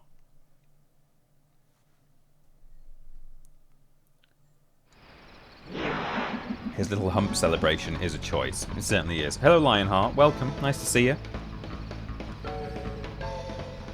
Death wants to have game time with Peter, but wants him dead first. What? What am I missing? Why aren't you dead? The CTR Online stuff reminds me of when Rocket League first got popular. Yeah, it's a lot like that, Enthusiasms, actually. Rocket League was a lot of fun to begin with, when everyone was sort of learning it and was like, well, this is a fun new thing, and then, oh, actually, everyone else, seemingly, is really good at it now. Thank you, my child. Sorry, im latte poopy work was poop. No problem for being latte, Cheese's Life 89. Thank you so much. Glad to see you. Thank you for subbing for 2 months now. Really appreciate that. It's great to see. I saw you in the Discord as well. You've joined our Discord. It's very nice. Hope you, well, I was going to say hope you had a nice time at work, but poopy work was poop, so yeah, there you go. Could you be convinced to maybe have a stream of some old 2D platformers you haven't played? I'm basically asking if you'd have a go at Sonic 2, the best one, on stream. I mean, I'm not a big fan of Sonic, and I don't mean in a kind of... I mean specifically gameplay-wise. So I actually quite like the idea of the Sonic universe. Not that I really know anything about it, but... Ooh, here we go again. Oh yeah, and then you lose the... And then I still don't get one there. Yeah, I find Sonic very difficult. I kind of feel like, for one thing, the fact that it has branching paths, it kind of goes against the collectathon brain I have. Now, I know Sonic isn't really a collectathon. Maybe it is. That's how little I know about how Sonic plays. But the fact that you can go up or down and it all kind of splits off and comes back again, and it makes me feel like I'm missing stuff when, you know, I don't think that's really how Sonic is meant to be played. You're not meant to worry about, oh, but I could have either gone up there and across that loop-de-loop, or I could have taken this cannon thing and, you know, all that. But it kind of goes against some of my instincts as a PS1 platformer kind of guy. And also it's just, you know, it's very fast. And I just die all the time. Lose all my rings and die. And I feel like I would just be getting frustrated. And people would watch me be bad at Sonic. So, I mean, it's not an absolute no, but... yeah, it's not something I've ever really considered streaming. I think if I was going to stream it, I'd have to really like get my eye in off camera to begin with. I'd have to play a lot of Sonic off stream and then get good. Oops.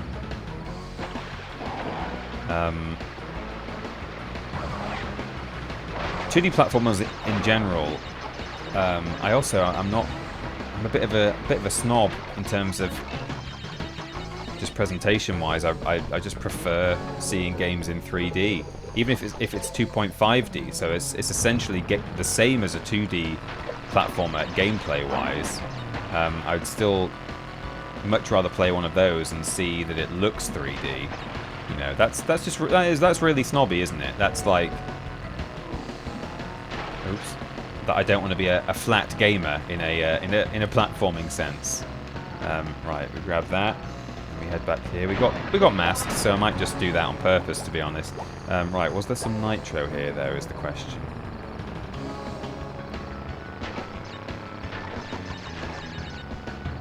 No, we're good.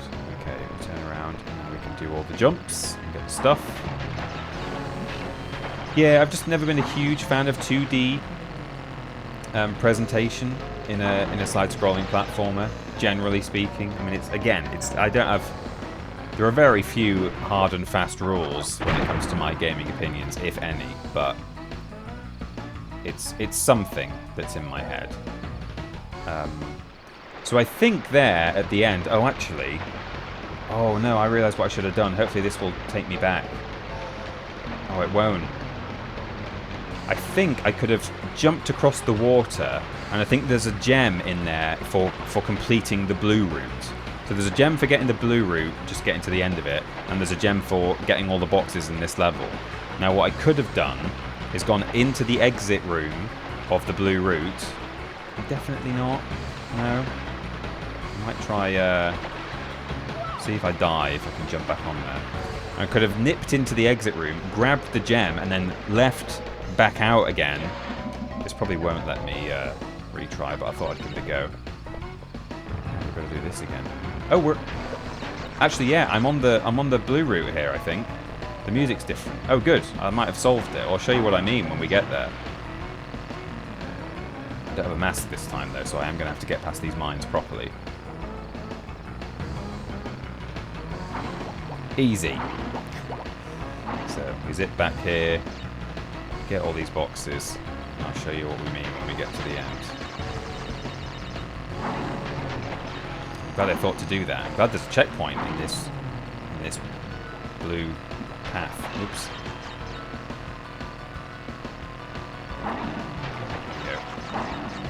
It's got a bit of a cooldown on it, that boost. You can't necessarily do one ramp after the next without stopping for a sec. There we go. It's all 3. And then we go to the exit, blow these up, and then am I right or am I wrong? Maybe I'm wrong, actually. I was gonna say, can I like, because there's 2 plants there as well, which suggests I might be able to get there. Am I supposed to like skid across there? You can't get over there. The second gem is in the stage for a time. Oh, it's for a time attack. Oh, okay. I'm getting mixed up with something else, I think. Just the fact there are 2 plants there makes me think I can get there, but I realised there's no door to get through. So anyway, we had an unnecessary second go at the blue route there, but what I thought I was going to do is jump across there, go towards the exit portal in a little exit room, and grab the gem from inside if there was one. Because I think that does happen in...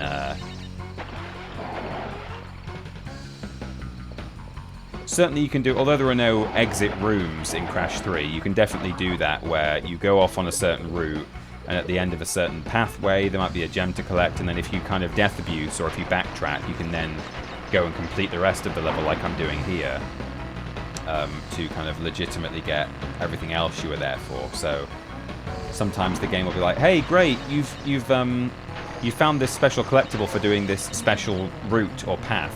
Here it is, and here's an exit warp that you can do to take this back to the warp room. And you're like, yeah, but I also want to get all the boxes in this area, like get this. So I'll just grab the gem, thank you, and then I'll backtrack and go and finish the level. That's what I was trying to do. But yes, there is a time trial, isn't there? And I knew there was a time trial in one of these levels, but couldn't have told you it was in Hang 8, but clearly it is. So you have to just basically sprint through the level. I think it actually shows a timer on screen, doesn't it? Or was that something that was just added for Insane Trilogy? I'm sure some version of this level, we'll come back and do it later, I think, just to keep things varied. But yeah. Is it general for 2D games? You don't like them? Do you like them more if they're pixel art, hand-drawn, or 3D models? Yeah, I mean, a game that plays 2D, so whether it's an actual classic 2D platformer or a 2.5D game with 3D models, I'd probably rather play 2.5D with 3D models like Tomeby, which obviously I know it has a few little areas that are fully 3D, or Klonoa, or even Pandemonium. If he goes.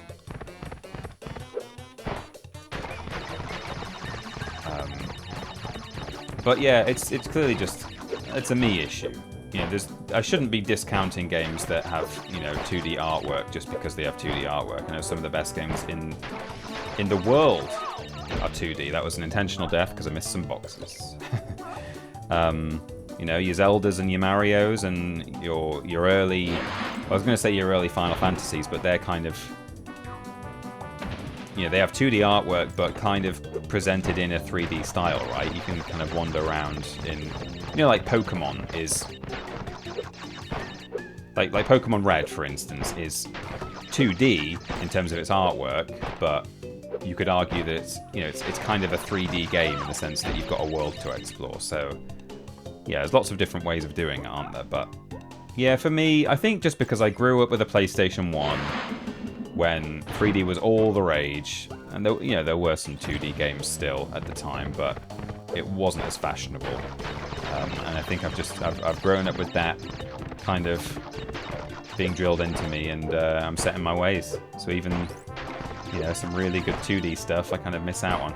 And as I say, it's not a hot... Oh, this sucks. I've got to come at it, because it's slippy, that's the thing. You can't just walk left and right. I might be able to walk right down the middle of it, maybe, and hit everything. I don't know, maybe I can do that. If I perfectly position myself down the centre, that might be the way to get them all. So, grab that, and then...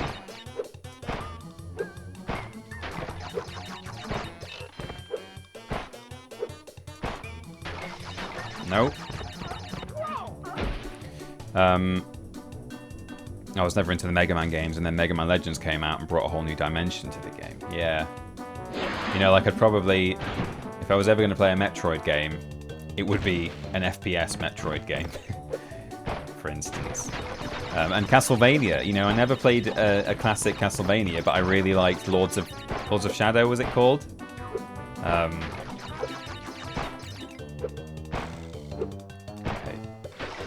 No, what am I doing? I'm trying to come in on the ice at an angle, going sort of sliding left, so that I can grab the first box and immediately slide into the double stack. But yeah, as I say, it's not a hard rule. Like, I've played 2D stuff that I have enjoyed, particularly modern stuff. You know, I've played, you know, Super Meat Boy or Limbo. You know, that's a 2D game. Oh, damn it! How many times am I gonna have to do this? Gonna not hit that checkpoint afterwards. I hope the game isn't kind to me and turns one of the... Are they question mark crates that I'm going for? Those 4. Because if you die too many times in this game, the adaptive difficulty will turn a question mark crate into a checkpoint. But if one of these on the ice turns into a checkpoint, that could be really bad. Okay, so let's slide into it. Oh, I got it. I think... Oh, no, and then I actually legit hit the seal. I was so focused on the boxes. I think I actually got all 4 there. And then I hit the seal. A kiss from a rose on the grave. Thank you, seal, for that. Dun, dun, dun, dun, dun. It always used to stress me out ever so slightly that Crash doesn't hold on to this polar bear. I don't know how he's not No, that's a miss. I don't know how he's not falling off. He's got his legs akimbo and his arms up in the air.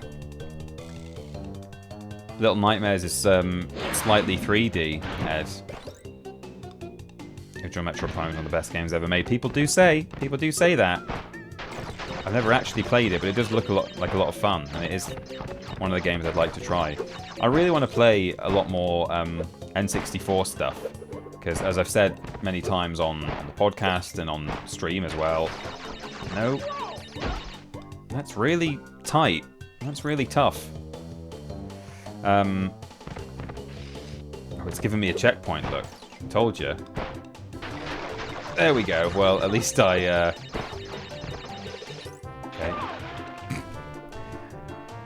I sort of cheated, but only with in-game... You know, it's an actual intended mechanic that, oh, if you land on boxes with the polar bear, you bounce. I did not know that. This might be a bit tough to get, actually, now. I've got to just... No, see, you'll overshoot.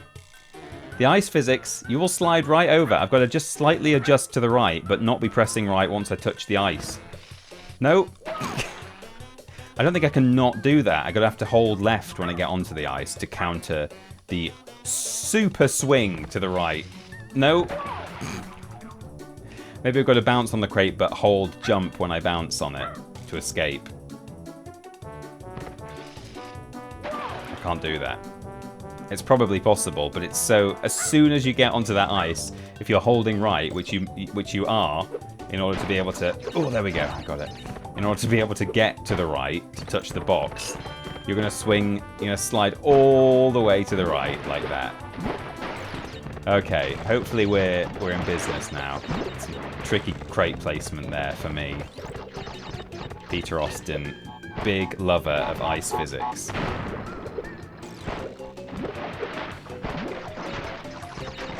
I can do it too with Shamu. Jeez, so scary. See, I'm doing alright now. Dodging obstacles in these levels I don't find too tricky, but hitting all the boxes, that's the one. That's the difficulty. Oh, is this an infamous bit? I believe in one of these levels. Or am I just thinking of the Warthog levels in Crash 1? I think it actually might be Crash 2 with the polar bear. I may have even said it about the Warthog levels erroneously, but somewhere in the original Crash trilogy, in one of these riding an animal and you can't stop levels, there's a set of 3 boxes like that was adjusted in one region but not the other. So whichever region got the game second, which I imagine would be PAL, it was made easier. Because it was decided, actually, those are really hard to get in one go. I always miss that one, says Cheese's Life. Yeah, it's tricky. The game can't give you another checkpoint, can it? I don't know if it can do it more than once in a level, but yeah, that adaptive difficulty comes in useful sometimes when you're struggling to get boxes. Right, we're going to Crash Crush now. What have we had? We've had a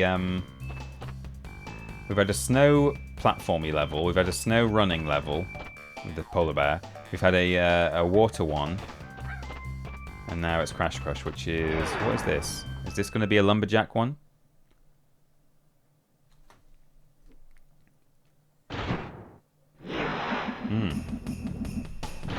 It's more snow, but we're running from Ball. I should have guessed that from Crash Crush.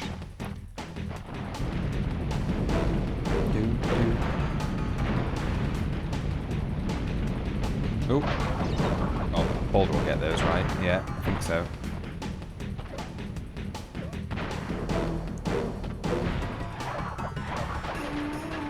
I think skid sliding, or slide spinning, sorry, skid sliding. Slide spinning, like that, I think is one of the fastest movements in the game. I mean, the speedrunners do something crazy where they do that, but in some weird way, I don't know. You have to like go into neutral or something and it maintains your momentum or goodness knows what, but yeah. For a somewhat vanilla player like me, just a slide and a spin will give you a little bit more speed. Oh, yikes. Down I go.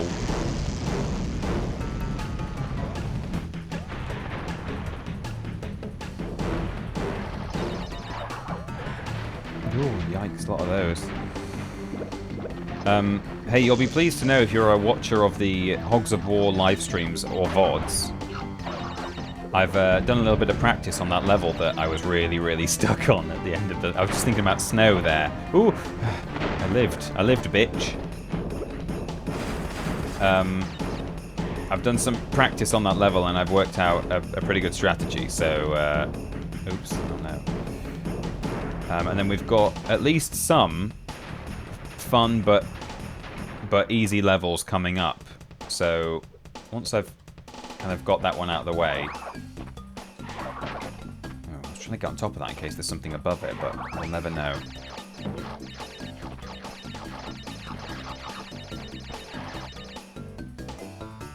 Vanilla is one of the best flavors, mind. It certainly is. I was in a...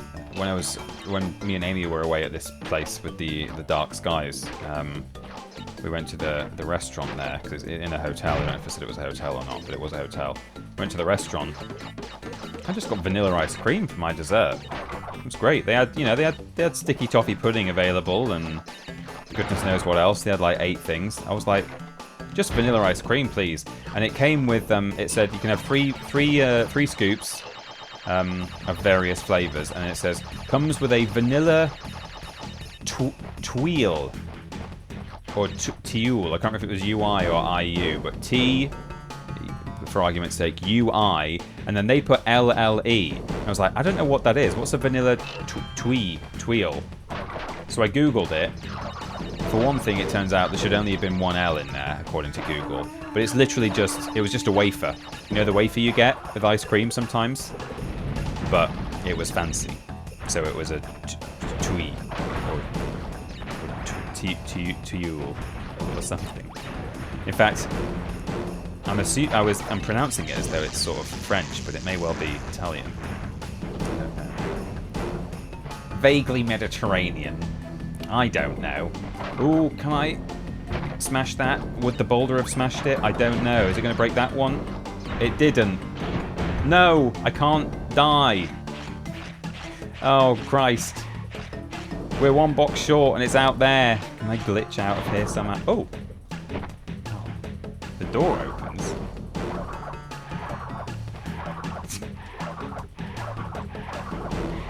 Oh, Naughty Dog knew what they were doing.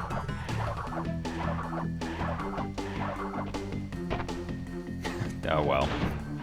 We'll be back. We'll get the gem later. Whoops. There's not a hazard in here that can kill me, is there? No. Alas. Okay. Whoa, wouldn't the sticky toffee pudding come with a scoop of ice cream anyway? Missed opportunity. You know what? Hey, here's a probably an unpopular opinion. I don't really like having ice cream, like cold, I mean ice cream mainly. Maybe there are other cold things that I also feel the same way. Well, yeah, I mean like cream and stuff. Ice cream or cold cream or stuff with a hot dessert, like a... In fact, I wouldn't even want it with a... With like some cake or something that wasn't hot, but especially not a hot cake, like a sticky toffee pudding. I kind of feel like you just end up with very quickly melted ice cream, and it just makes the thing soggy. And anyone else? I see you are mad, Peter, in the chat, so clearly at least one person disagrees. I don't want ice cream or even cream on my sticky toffee pudding. It's already got that sticky toffee sauce on it. Why would I also need cold, wet juice on my STP? So this is one of the sewer levels. There are several of these in the game. Got to watch out for the eels, who are electrifying the water. Good apple strudel with vanilla ice cream, that's the dream. Maybe I would have it. You know what? You may have found an exception to the rule there. Because apple strudel is nice with a bit of vanilla or something. Right, so one of these, yes, this one, just goes to a room. And I think you're sort of like, well, what's the point in me going through there? It's just a bunch of nitros and then a sealed door. But I think this is the area where you can actually jump through here. And there's stuff.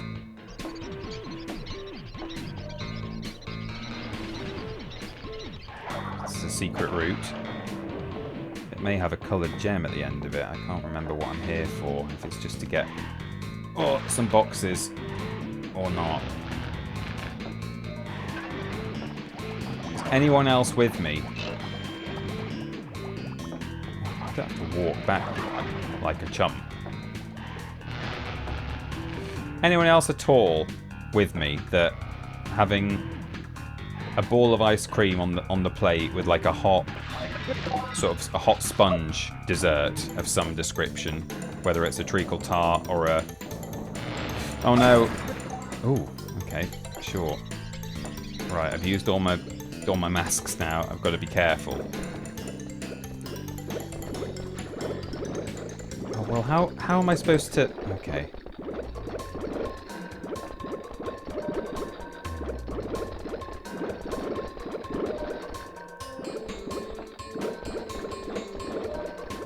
Yeah, I just don't want a ball of ice cream sitting there melting and making my cake-based dessert kind of soggy when it's already got its own sauce on top. Don't need that. Ain't nobody got time for that. Well, clearly quite a lot of you do, but I don't. Yeah, I'm one of them, Peter. My dad often remarked I was too fussy. I mean, I'm often remarked that it was often remarked that I was too fussy as well. I'm a lot better now than I was, but yeah, as a child, I was a bit of a fussy eater. Fuss pot, as my grandma would say. Sometimes it's a texture thing, you know. It doesn't have to be about the flavours. Sometimes it's just texture. Soggy cake. No thanks. Ugh. This one's always annoyed me because it's that sort of secret that's not obvious at all. Either you know it or you don't. Yeah, I mean, as I said at the time, like you could possibly argue that, like, well, why are all these nitros here if there's nothing else in that room for me to get? So maybe if you were really thinking very, very critically, you might think there must be something at the back of that room. Otherwise, why would there be nitros beyond the one box that's in here? But yeah, even then it's a bit of a stretch, isn't it? I totally agree. So, my phone, jeez. Just sitting on an awkward angle of the table, making the loudest vibrations ever. It's my Ring doorbell. Slam. Okay, I picked the correct route. We came in here, grabbed the crystal, and now we go back. I've never really been a fan of the branching paths in Crash Bandicoot. I wouldn't mind. That one's not so bad because you just go into a room, get the stuff, and come back. But, yeah. In any of them where you're expected to turn around and walk back in a level that is otherwise not really designed for walking backwards, you know, like the boulder levels feel like they're built around you walking towards the camera, but when you just know there's like a rat wandering around or a couple of nitros that you've walked past, it's like, okay, yeah, sure.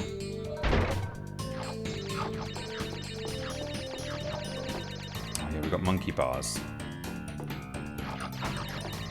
I forgot we had monkey bars in this game. So there we go, we've got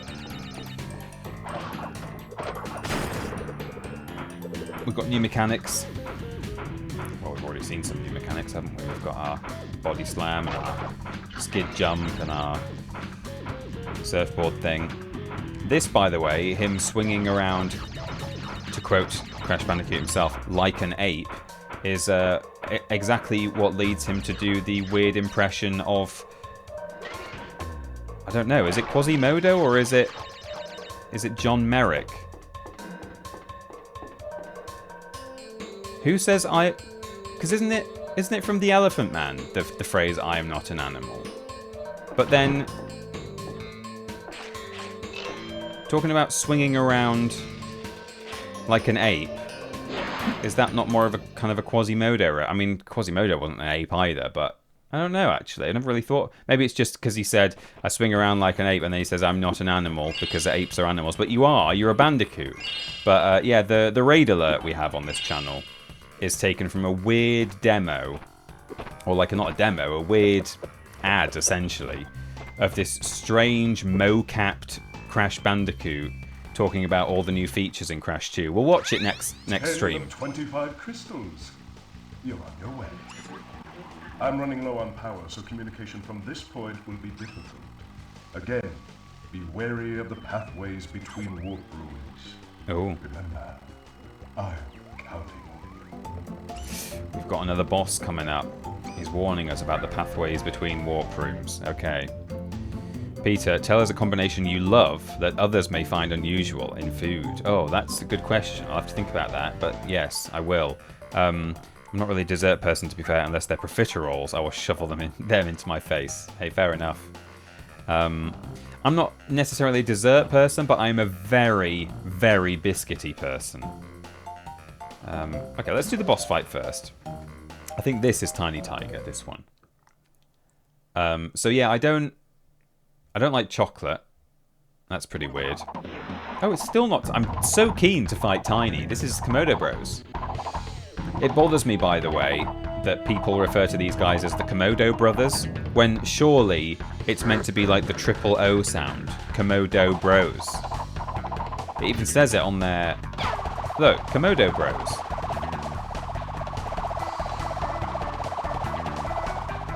And I know bros is obviously short for brothers. I'm not daft, but surely they should be sort of stylized and referred to as Komodo Bros. Why would you not call them that? It's right there. Custard powder and meatball sauce, that's one of Peter's favourites. Oh god, don't even remind me. Yeah, that was from a main menu. I mean, custard powder in anything, turning it into a weird non-Newtonian cube is kind of fun, I'm not going to lie. But yes, I don't have a big sweet tooth for chocolate because I don't like it, or desserts really, but I do have a massive sweet tooth for biscuits. Obviously not chocolate biscuits, because I don't like the taste, but you know, a custard cream or a jammy dodger. I'll even take sort of somewhat unpopular. Like some people really, you know, rag on pink wafers because they're quite dry, which they are, but they still taste great. Not a fan of a malted milk. I used to get that at sort of play school, nursery, sort of when I was 4. And yeah, they used to give us, well, we would get a different biscuit and then some, I don't know if it was milk or juice, but we would get either a malted milk, a rich tea, or a digestive. And I like it. He even says Komodo Brothers. It's Komodo Bros, mate. It sounds better. There's still many crystals to obtain. Remember, the world is counting on you. Love a digestive. Rich tea. I would never choose it, but fine, I would eat it. Malted milk kind of has a weird something to it, I think. I don't know what it is. The malt or the milk. But yeah. I will devour biscuits. A weird combo that I like. I've got one that's really not that weird, given that it's literally putting one kind of food on another food that's designed for the first food, but it's kind of an unexpected thing, is that some of the knockoff supermarkets, I can't remember if it's Aldi or Lidl or both, do a fake sort of Ryvita. So a Ryvita cracker, like a really long, thin kind of cheese cracker, if you're not familiar with Ryvitas. I don't know if they are an international brand. But they do these long, thin cheese crackers, and they do a flavour that is like sweet chili. It's got a little bit of sweet chili in there. And I think that with a kind of hard cheese. So we quite often buy Gruyere or Comté. I think they're both sheep's cheeses. And that with sweet chili is surprisingly nice. So it's kind of weird on paper, me saying, oh yeah, cheese and sweet chili. But then it's less weird when you discover, well, the reason I've combined those two is because I've put cheese on what is essentially a cheese biscuit. So it kind of, yeah, that's not as weird when you put it like that. But that's one that immediately springs to mind. I'm trying to think if there are any weirder combos I have out there. I don't think I'm that adventurous with food in that sense. I don't tend to do strange stuff like that. I think rather than replay any levels for the time being, we'll just crack on. I love ginger biscuits. I love ginger biscuits. I love gingerbread. I was talking about that on a previous stream, I think.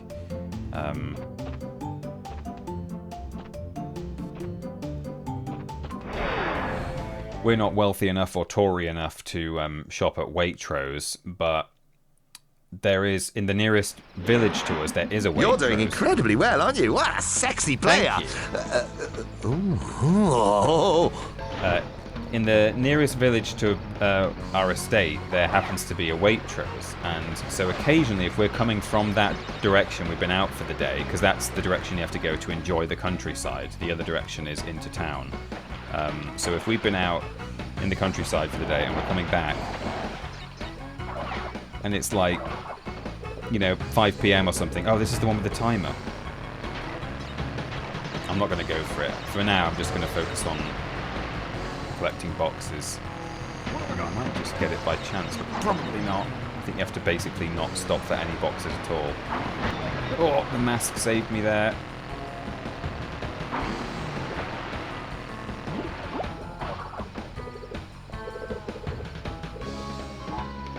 I'll sort of try, but not... Oh no, we're not going to make the time now, because I've got to do this thing. But yes, if we're coming through the village, and it's kind of tea time, and we're like, oh, we've got no food in, then we'll sometimes have to stop and buy the cheapest possible dinner we can get from Waitrose. And while we're there, one thing I will indulge in, the one other thing I will buy from Waitrose, is... they do these biscuits, these ginger biscuits. They're called Alan the Avocado. And it is a massive gingerbread biscuit, sort of egg-shaped, well, avocado-shaped, egg-shaped. And then on top of the gingerbread, which is kind of a little bit soft, but not too soft, is the thickest goddamn slab of icing. Like sort of fondant-y royal icing. Green, of course, and then it has a little face, because he's Alan the Avocado. absolutely massive slab of icing, and they are so good and so bad for me, I assume. You know, insulin all over the place. So we've got to come over here to kill... Oh, whoops! I was skidding the wrong way there. I'm skidding upwards, not left. We've got to kill this plant in order to... I mean, you can sort of get through if you're really... If you time a boost really well, or if you have a mask. But, yeah, best thing to do is head up here. I mean, you have to come this way anyway to get the boxes in question. So, we get those. Anyway, yeah, Alan the Avocado. If you're ever passing a Waitrose and you've got... like a quid or something or two to spare. There's not a lot you can buy from Waitrose for £1. I don't know how much they are actually, these things, but you know, they're probably about that.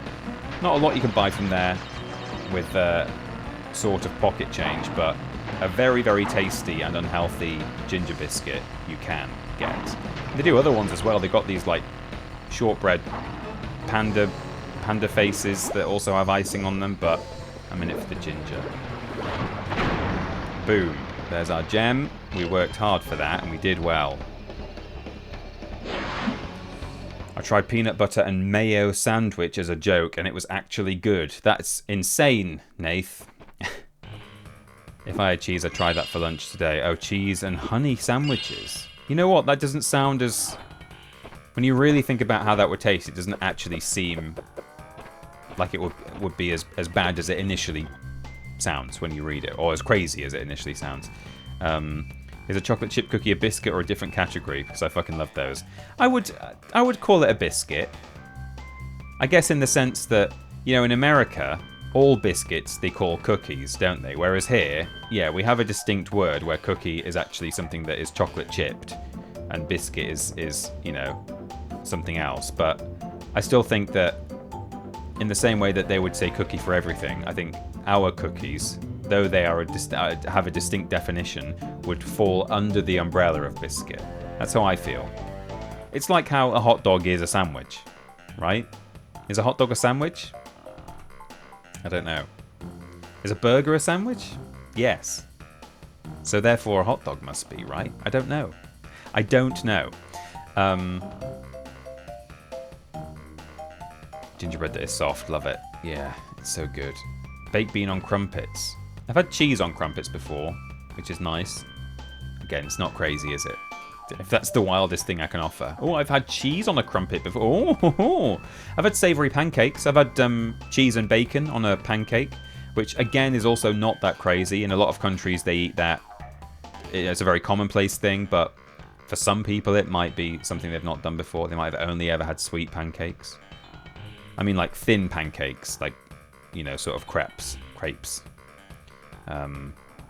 Rich tea fingers I like. What are rich tea fingers? I know what finger creams are, which might be the same sort of thing. Rich tea fingers. Oh yeah, forgot about those. Yeah, I seem to remember liking those. But finger creams, I've not seen those in a long time. You've sort of awoken the memory of finger creams in my head. I'll stop saying the words finger cream because it's a little bit...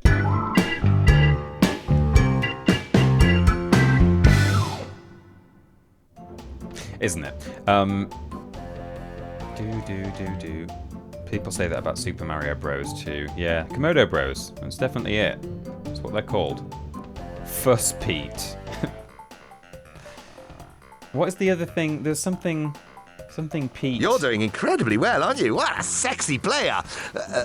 And I use the bucket. I'll use the bucket. I think there's some kind of idiom that actually has the word Pete in it, and it actually does apply to me. No, I don't think. Maybe I'm getting confused. Yeah, no, I'm not sure. But there's something that I used to get called by my family. Maybe it didn't have the word Pete in it. I don't know. Here's a strange thing my grandma used to call me. Not in a kind of...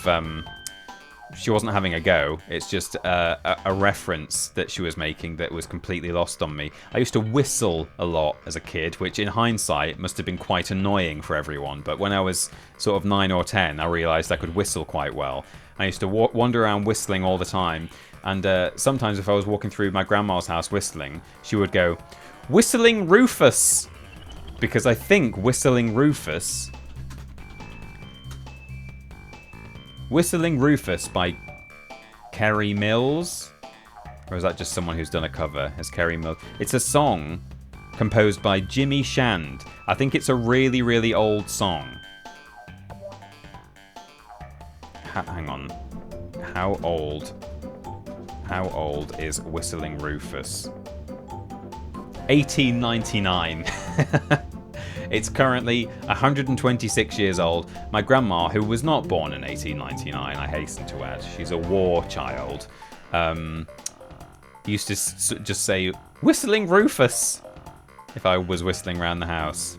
I've got loads of chat to catch up on, all these weird foods that you guys have had. Peanut butter with hot sauce on toast. Oh my god, that's mad. Spicy sweet chili Doritos and Oreos are an elite combo. Oh my goodness me, you guys are mad. Hang on, let's go full screen for a little moment and look at some of these weird foods. Sweet chili Fritos are so good that I can only buy them on rare occasions. The bag disappears very quickly. I'm not entirely sure what a Frito is. Let me Google that. Oh yeah, kind of like crisps. Oh, they do look good. Oh, twists. Different curly shapes. Oh, very nice. Yeah, I'm a bit of a sucker for crisps as well, actually, and similar, Doritos and various reformed potato snacks and corn, maize-based snacks. I recently discovered Taste the Difference cereal and white chocolate cookies from Sainsbury's. They are absolutely delicious. I sometimes go, if I go the other way and we've not been out in the countryside, there's an Asda near us. And we don't tend to do our big shop at we don't go to Asda or Sainsbury's or Tesco because they, you can just get everything so much cheaper at Aldi and Lidl. But we'll stop for like branded stuff at Asda that we can't get elsewhere. And if we've gone in there to get something that, we have to get, like, I get special lactose-free cheese that's made with real dairy. It's not dairy-free cheese, which is horrendously disgusting. I hate dairy-free cheese, except when they put it on pizza in a restaurant. If you say, have you got vegan cheese, it's all right on pizza, I think. Sort of melted with, loads of other stuff on it. It's fine. But anyway, I don't want to be slicing up one of those vegan cheeses and eating it in a sandwich or putting it on toast. But if we stop for a real actual cow's milk cheese that's had its lactose taken out of it, or something else that's branded that we couldn't get from Lidl, while I'm in Asda, I'll buy their white chocolate cookies, and they're that soft that when you take them out the packet, you like hold them out horizontally and they start to do that, and they just bend down a little. That's what you want. That's what you're looking for in a cookie in my book. I don't want crunchy cookies. I want really soft, can't withstand the force of gravity kind of cookies. Oh my god. Oh, I want one now. I want one. Whoops. Lord B agrees that a hot dog is a sandwich. But Trialing Badger said, I can't believe you've done this. I don't know if that was in response to me saying that a hot dog is a sandwich or if it was something else. But yeah. Peter, do you go for the Yorkshire classic of cheese with Christmas cake? I mean, I'm also not hugely into Christmas cake particularly, but I've seen people in my family eat cheese with Christmas cake. I like cheese and apple, actually. That's a kind of a weird-ish combination, but again, it's not that weird. It's not, it's not something unique to me. Like, oh, here's my little secret combo this is really strange. This is really embarrassing. I sometimes eat cheese with apple. It's not one of those, is it? But it's more like apple with cheese. I don't think I'd have a whole apple and have a bunch of cheese to go with it. It's more like if you have some slices of cheese. It's like occasionally a really, really fancy poncy cheese board, like in a restaurant or something, will come with some little slices, like thin slices of some kind of fruit, like whether it's an apple or something else. And that's pretty good, I think.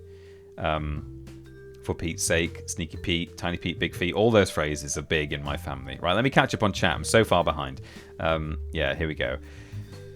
What's the British equivalent to Walmart or Target? I don't know. It's difficult to say. We have various supermarkets that all kind of compete. There's not really one that kind of sticks out. Is Walmart kind of... Yeah, I guess it's It's like a supermarket, but then you can get a bunch of other stuff there that you wouldn't typically get in most supermarkets, apart from the giant ones. We have like Tesco Extra, and what are all the other big varieties called? Sainsbury's, Morrison's. Do they have like Asda Plus? I don't know. What are the other big ones called? I know Tesco Extra because I go to one, but yeah, Costco. We do have Costco here. Yeah, you're right. That's a good point. Big Aldi, yeah. I do cheese and apple all the time. The fact you can get a slice of cheddar cheese the size of apple pie. Wait, what? In fact, you can get a slice of cheddar cheese on the side of apple pie, also usually served with ice cream. Oh, really? Yeah, I can imagine that's not absolutely crazy. So there we go. We've got plant food, sewer or later, bear down, road to ruin, unbearable. So see, we've got like 2 bear levels in this one, by the looks of it. Anyway, sooner or later. Oh, the screen. That's alright, we've not gone anywhere. I was just showing... It's been a while since I've done that. And not just because it's been a while since I've gone full screen, because I have actually been going full screen recently, and I've been remembering to change it back. In fact, What have you done with the controls, Gromit? I've even got buttons now on my on my Stream Deck for doing that. Until recently, I only had them for the win and the fail and the saucy button, but now I've got those set up, so I didn't even need to use my mouse for that. But yes, I was just looking at level titles and establishing that we've got 2 polar bear levels coming up in the current walkthrough. But we're in a sewer now. Walmart owns Asda, so I guess that's the closest. Yeah. There's a Walmart Supercenter here in the north. Absolutely massive. Oh, really? You'd kind of... Really, you go to the supermarket for most of your grocery-based needs, and then for the other things that I think you can get from places like Walmart and Target, from what I understand. My knowledge of American kind of commercial culture is not as big as, say, Ben Potter's, who watches a lot of American sitcoms and probably gets a lot of American adverts when he watches the wrestling and stuff like that. But yeah, to get the kind of other things that I'm pretty sure you can get in a Walmart or a Target, you'd probably then go to a completely different kind of store, like a B&M. Or, I don't know what else. We have department stores as well. Oh, those things sink. I didn't even realise. Oops. Yikes.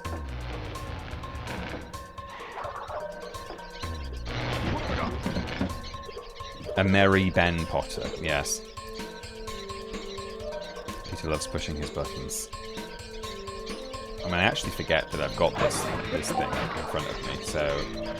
Right, we've got a yellow platform here, which I assume probably has boxes on its route. Therefore, we might not need to worry too much about getting all the boxes in this one, because it may well be that we can't get them all until we've got this yellow gem. So I'll still try and get everything, but if we encounter anything that is proving really difficult, then we won't worry too much. Oh, what happened there? What sizzled me? That was very... What was that? Was it the pipe on the ceiling? Surely I wasn't close enough to the flamethrower, man. Weird. He's the only thing around, though, that would be... Oh, I tried to skid into that like a fool. Alas, Walmart/Target have killed the old department stores in the US. I mean, our department stores are going as well, really. Still get the odd Debenhams here and there, and I mean, John Lewis is kind of a department store, isn't it? And then there's a really big one in Newcastle, Phoenix, which is kind of a local thing. A really long-standing big department store in Newcastle city centre. But yeah, we don't have the department stores we used to. We used to have a lot more of them, a lot more brands. So you'd have various different ones you could choose from, and then within that, you'd have a lot more individual stores for each brand. And now they're just... The whole high street is on its arse, to be honest. And I don't think it's really recoverable. There's nothing we can do about it. We can... we can support local business and try and encourage at least local shops to set up in high streets. But you know, if they don't have the footfall, why would they do that?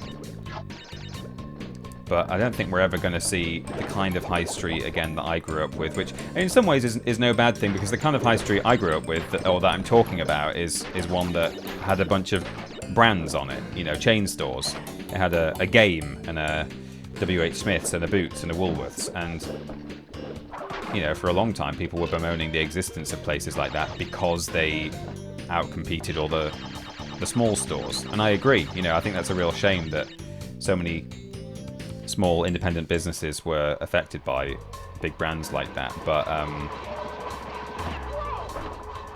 okay, well, I did kill that guy by skidding into him, so I'm not quite sure why I then also died, but that's weird. Whereas now those big companies are kind of, you know, moving to mostly online, and a lot of them can't compete with places like Amazon. So maybe in a way that, certainly in some places anyway, not in others, but maybe in a way that frees up some of the high street space for the independent places. But the issue they face is the same issue that the big ones have faced, that have been causing them to shut down, which is, yeah, there's not the footfall. So it only really works in sort of quaint little market towns and stuff, which, you know, unsurprisingly, I do frequent quite often. When we're on our little adventures into the countryside, we're often stopping in little villages, and you know, they are, some of those are doing reasonably well. You do get lots of gifty shops and that kind of thing, but not everyone has the luxury of living close to a quaint little community, sort of villagey sort of place. So it's definitely something I count myself lucky for. I mean, there aren't really places like that, so many places like that near me even, but at least we travel around quite a lot, and we're able to stop at a lot of them on our journeys. Trader Joe's, yeah, that's another one. The mall closest to me is somewhat dead, despite being near a high school and movie theatre. I know that's the other thing. Malls and shopping centres and stuff. We have the same issue here. I mean, mall culture was never quite what it was in America, but still, still in its own way was very much a thing. People would go to the mall or the shopping centre on their weekends, and they would hang out there all day. That definitely did happen. And yeah, it doesn't now.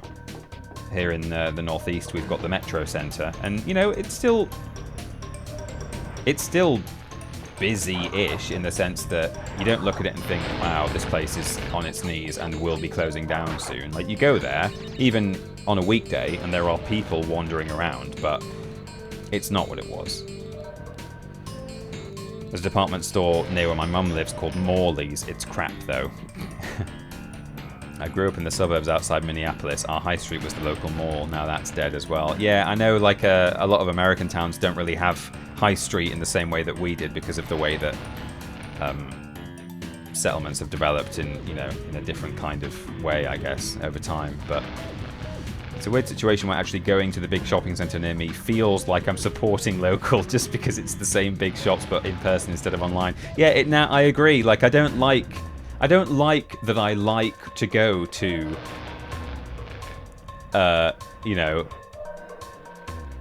well, I don't go to WH Smith's, but, that as an example, I don't like that it feels good to go to WH Smith's or to an actual Boots pharmacy or something like that now, because that used to be bad.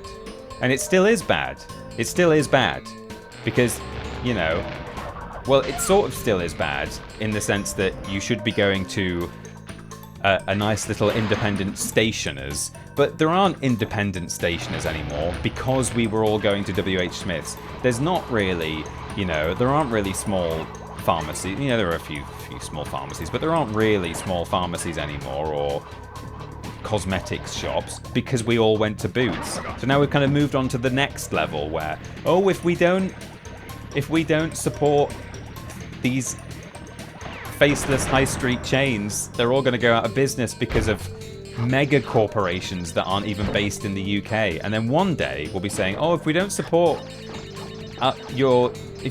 Amazon, they're going to go out of business because you know, that the interplanetary shop run by Elon Musk and the Martians is taking all the business away from Amazon. Oh no! I'm doing some failed glitched high jumps here that are costing me dearly. Because I'm impatient and I don't like waiting for the eels. W.H. Smith's is gone, isn't it? Well, yeah, it's now... it's only called W.H. Smith's in airports and railway stations, as Trialing Badger says, but it still does exist on some high streets. Like in Newcastle, there is one, but it's T.G. Jones now. They rebranded it. Still sells kind of similar stuff. And I do occasionally go, when we need, like, printer paper, we would probably go to T.G. Jones, but... yeah. Not much local business near my home. It's mostly national/international brands. Some nearby restaurants are local, though. Yeah.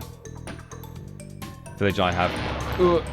Village I live in has a Londis, a Barber's, a wedding cake shop, a hair salon, a chippy, and 2 pubs. I have to do a 15-minute drive to get to proper shops. Oh, really? What's this? Where are these? What have I missed? Was this like this when I came before?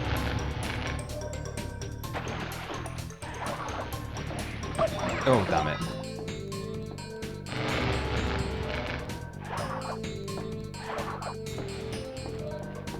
Oh, I have to hit this switch first, don't I? Right, where's this thing? Okay.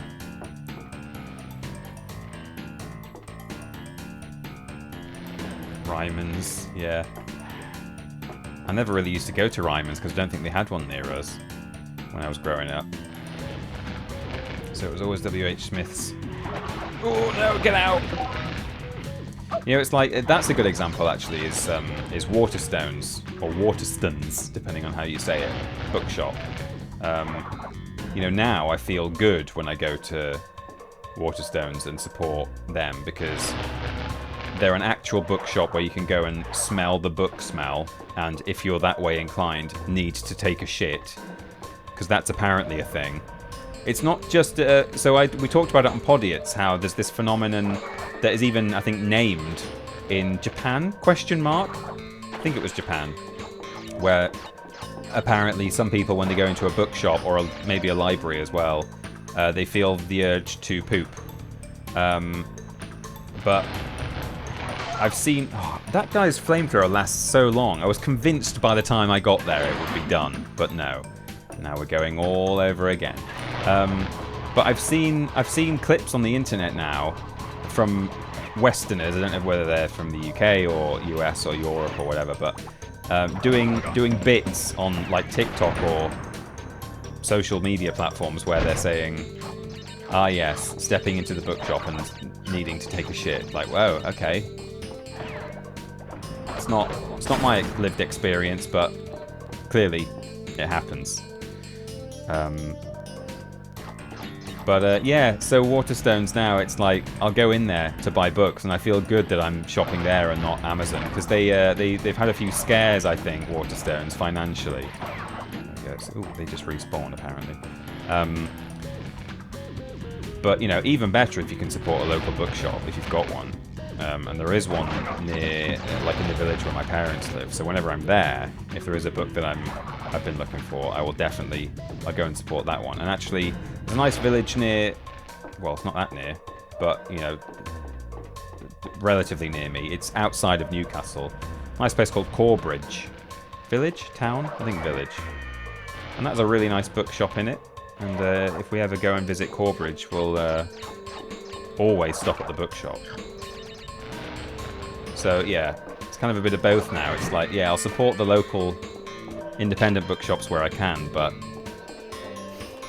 It's enough to even just go to Waterstones and feel like you're doing something better than buying from Jeff Bezos.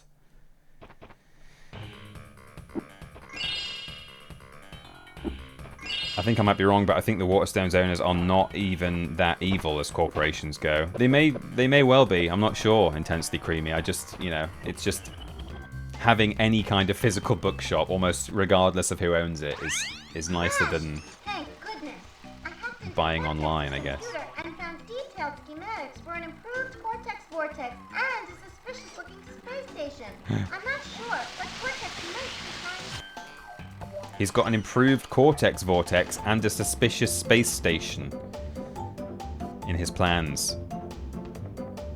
Is there a bookshop called Paul's? I'm going to do Apu at Paul's. I think that's one of the jokes I've seen, actually, where it's nothing to do with Paul's, but the phrase "I'm going to do Apu at Paul's" reminds me of like, oh, if I'm constipated, I'm going to the bookshop so that I can do a poo, kind of thing. Is I think what some people say if they are affected by that sort of affliction.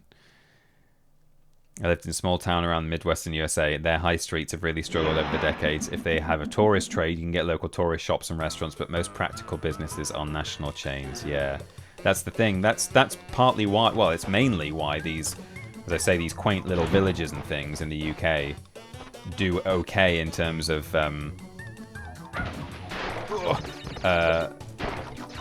yeah, being able to... Oh, you have to charge, don't you? You can charge now.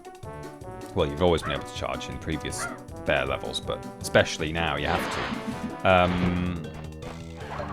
Yeah, you get the footfall from the tourists, so that's how you can run a relatively successful independent bookshop or gift shop or dress shop or whatever.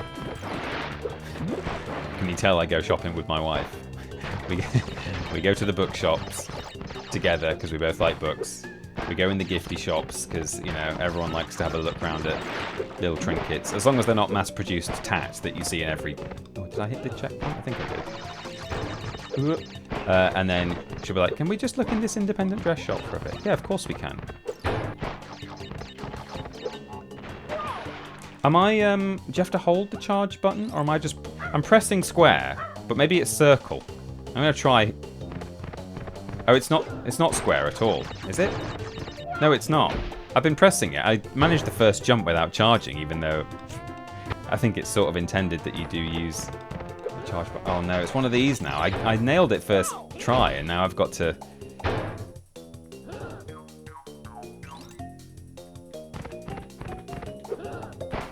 Oh, damn it. If I die too many times, this question mark is going to turn into a checkpoint, and I'm not going to be able to get the stripy one.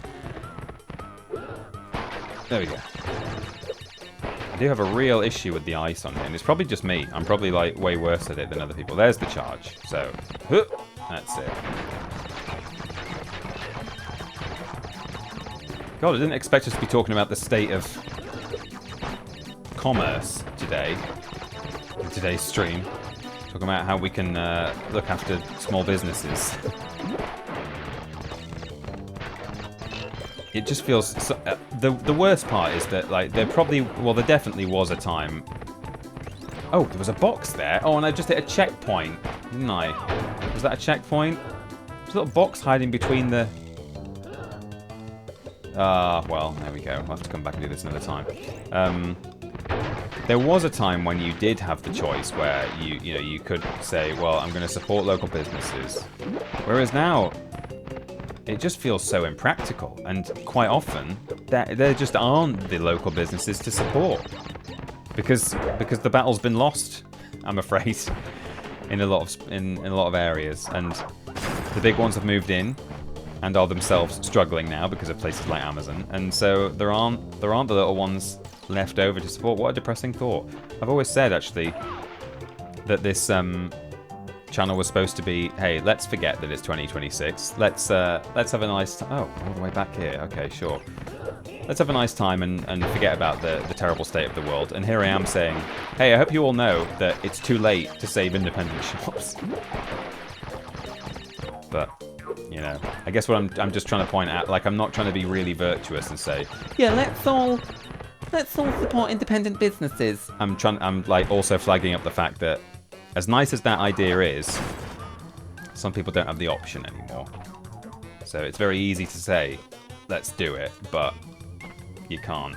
So you hop across here, and that's a secret exit. Let's pretend it's 1996. Yeah, let's do that. Yeah, it's the 90s. We'll go to Blockbuster and get a video, and then we'll grab some pick and mix as well from Woolworths on the way home, and we can eat white mice while we watch Rugrats, the Rugrats movie. I kept wanting to say Search for Reptar, but that's a PS1 game. Oh, was I supposed to? I was quite okay. Well, those 3 lives are lost, but that's fine.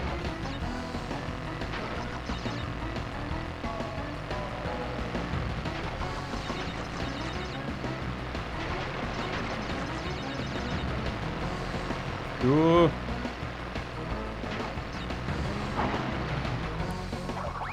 Is that it? No. Okay.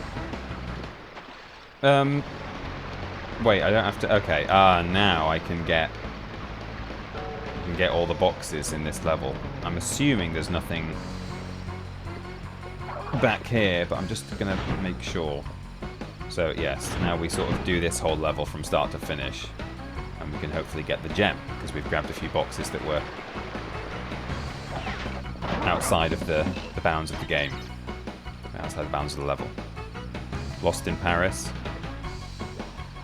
Yeah, that was a game and a film, but actually no, the first one was just called the Rugrats movie, right? The one with Dill and the little like drivable Reptar. I used to rent that one from, not even from Blockbuster, in the village that I lived in growing up. There was a Cost Cutter, which is like a sort of a franchised corner shop, much like, well, if you're in the UK and you're not familiar with Cost Cutter, it's like a Londis or a Nisa or something. Is that how it's said? Nisa? I've really said that out loud before. Nisa? And for a time, they did video rentals, which is, you wouldn't expect to, you wouldn't think of a Londis nowadays. Well, Cost Cutter still exists, I think, in certain places. I've not seen one in ages, but I think they are out there. But you wouldn't think of a Cost Cutter doing, well, I mean, no one has videos now anyway. Oh, I made it. But yeah, doing film rentals. But yeah, there was a VHS rental at the Cost Cutter where in the village where I lived, and they had the Rugrats movie, and we rented that more than once. I'm sure, much to the chagrin of my parents. Simpler time, indeed. They even sold a handful of video games at my Cost Cutter for a period of time. PS1 games. I bought a copy of Evo's Space Adventure, also known as Space Station Silicon Valley, the N64 game we played on Worst Games Ever, please note. Or did we play the PS1 version? Did we even... Was it an episode, or was it... No, it was a Weirdest game. That's... I was going to say, it's not... the N64 version isn't considered particularly bad. It's almost a bit of a cult... Not a cult classic necessarily, but it has a cult following. So I was like, and we can't have played that on... We can't play the N64 version on Worst Games Ever, because it's not bad enough. But I know that it wasn't the PS1 version we played, so it was N64 on Weirdest Games Ever. But the PS1 version is pretty bad. And I bought a copy of that, took it home, oh, damn it. I'm so hasty. And I've talked about this before on a podcast episode. And it was like... It's quite a badly optimized game, so it was genuinely a bit kind of framey. And it's a sheep. It's a sheep. Grodecki has followed. Thanks for following and joining the flock. Nice to have you. Or is it Grodecki? In any case, it's lovely to see you. Thank you for following. Not doing very well, are you, me old pal? Do you really want to win? You really want to win? Oh, there's the death route. Oh, do we have to do this as well? Were there any boxes on it? I can't remember. I best check. I'm not quite sure why the platform's there, given that I did die. Maybe if you get close enough to it, it then spawns in. There may not have been any boxes here, but it wasn't that tricky, was it? So we'll just do it. Doesn't look like there are any boxes now, but that's fine.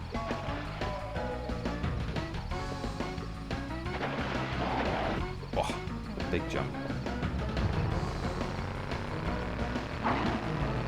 Maybe there's some nitros I need to pop at the end. Okay. Oh wait, is this an exit? I don't want an exit. No, no, no. We're going in the... Oh, yikes. Can I get back? Yes, I can. Oh, I can't. Oh, no. Anyway, I bought a copy of Evo Space Adventure from Cost Cutter on PS1. Oh, damn it. I'm not going to be able to get the gem from the sort of base level. Oh. Yeah, no. I thought the music had changed to... Or, yes, what? Didn't I just spawn in within the death route just then? And now I've spawned in the main level? Or did I not spawn in at the death route? I don't know. Yes, so bought a copy and it was... You know, it had issues, but only the issues that actually came bundled with the game. There was nothing actually wrong with that copy, but I basically said, oh yeah, there's problems with this game's broken, and I essentially demanded a refund. I've slightly screwed up here in that I was supposed to platform across these platforms to get to those crates there, and you can't now get off the board. But what I can do is a little cheeky exploit here. I'm gonna try it. Haha! You can drive this on land. So that's how you can get those if you've got a mask. There you go. I'm showing you all the hints and tips. So I took it back to Cost Cutter and I said, yeah, it's broken. It's all sort of like juddery and it's not working. Oh, I've got to do it again anyway. It's not working, and they gave me a refund. The results have been incredible. But here's how you're supposed to do it, like this. Oops, that's a slide jump, that one.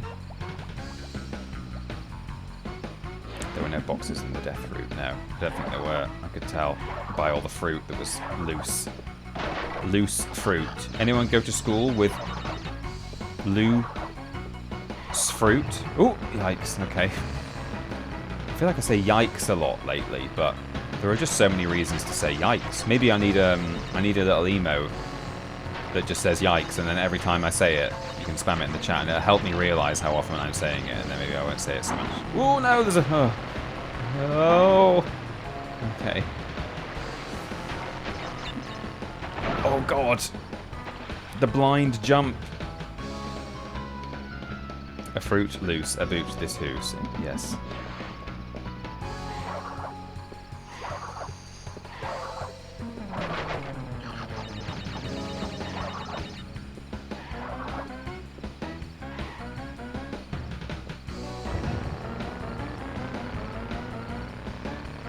I prefer Bandicoot. Ooh! I'm so glad that this game doesn't require you to get to the end of the level in one life in order to get the box gem. I'd struggle, I think. Crash 1, yeah, alright, it's difficult, and it also has some wonky controls which make things even more difficult, but at least I know it. I just know that game, and I know how enemies behave, and, you know, how Crash behaves if you platform with him properly, and whereas this one, I don't know enough. Right, that's moving right, it's moving left. Oh! I didn't do a straight jump, I did a jump to the left. I wanted to do a straight one. I would have been alright if I had. We'll get there. I'm gonna... I forgot to say at the start of the stream, actually, that apologies for the late start. Or did I? I said there were issues with the emulator. I don't know if I addressed the fact that I started late, but that's why I started late, because I couldn't get the emulator to work properly. So I'm going to run a little bit over today so that we get the full 3 hours. So I'll probably stream until around 1/4 the hour. So... might even get one more level in if we're lucky.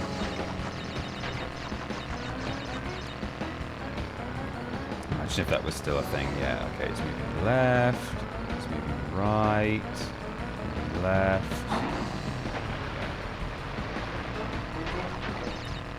And then these are zigzagging, so I kind of want the one at the back to be out of my way. Oh, God. Okay, so you sort of land... Well, you kind of land pretty much right between the two in terms of Z distance. So, oh no, I need to...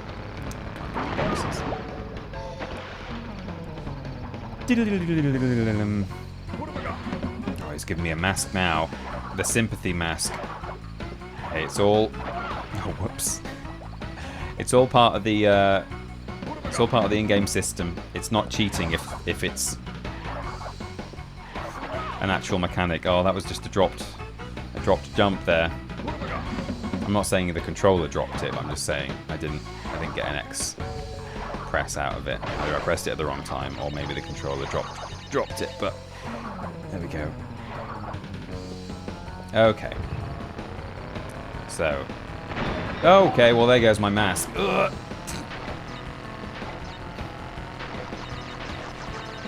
Would have been really useful for What have you done with the controls, Grommy? the final jump. Oh, there we go.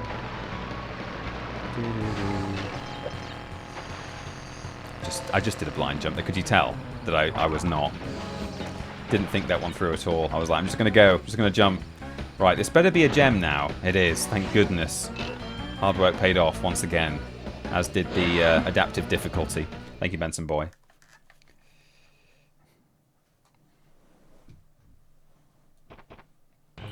Peter, thanks for doing longer streams. You got chill vibes. Nice to listen to. Oh, thank you very much. It's nice to do 3 hours. I use the bucket. Charlie Bucket. So... Oh, we're done for crystals now, so I can now fight a new... Oh, no, yeah, because this is the previous walkroom we were in, weren't we? Because we've come back down to do the secret exit thing. So, we never got all the boxes in Bear Down, because I missed one. But let's go somewhere else, and then we can do some of the backtracking next week when it's not so fresh in the mind. Which, in a way, is good because you're not watching the same thing twice, but is also bad because I'll forget about most of this stuff and how to do it and what went wrong last time and so on. But this is a new level type, so let's play Road to Ruin. Yeah, I think to be approaching 4 hours might be where... Well, to be honest, quite a lot of the time, I feel like I could... Can I... Is that just scenery to the right? Yeah, it is. Quite a lot of the time, I feel like I could quite happily play for longer, but... Whoops. This is great. I could definitely play this level for longer. But it's kind of inconsistent. So it's like I know for a fact I'm always going to be, unless I'm not well or something. I can quite happily sit down, play a game for 3 hours. This guy's just looking at me, not doing anything, and have a nice time with the chat and stuff. And then yeah, there are numerous occasions where I'm like, oh, I could keep playing if I didn't have things to do, if I didn't have to go and eat dinner or go to bed. But I guess because I don't always feel that way, I don't like to commit to anything longer than 3 hours officially on my schedule. Okay, so we got a platform here that is a death route, which I missed. In fact, you know what? Let's go for the death route. So there's at the start of the level, you can see off to the left, there's some boxes that need to be switched on. And you can actually slide, glitch, high jump your way across to the left, I think. So there, see there's a switch and there's like a fire trap and stuff. So you come from the left. How am I doing this on my flipped camera? So you're going like that, and you jump across after you've turned the switch on. Now you can skid your way over there, and you can kind of do that area in reverse, but it's tricky enough doing it the right way around, so I'd rather do it properly. And I think the way you access it is simply by... Is it just on the death route platform? Or do I need a gem to get there? Coloured gem. I'm not sure. Clearly there is a death route in this level, but whether it's to reach that bit? I don't know. Let's see. Oh. Okay, here it is. So jump on. Is it going to take me there? Let's see. Oh yeah, it looks like it might. I think I jump on here and it sort of loops me all the way back round, so... Oh, it also looks like this area might not have any...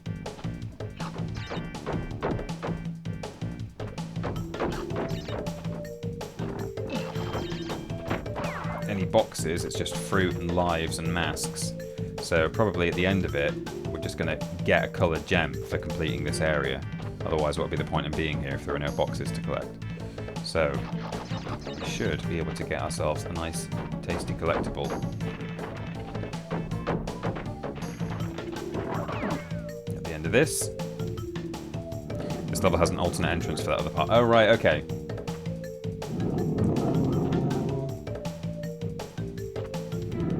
Do you happen to know whether the other part has boxes in it? Ooh. Okay, so we've got a gem for that, for just doing this route. That's fine.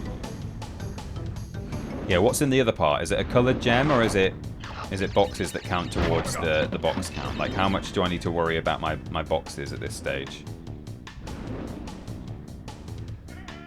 I've got to assume I don't need to do this, but I don't like to not check.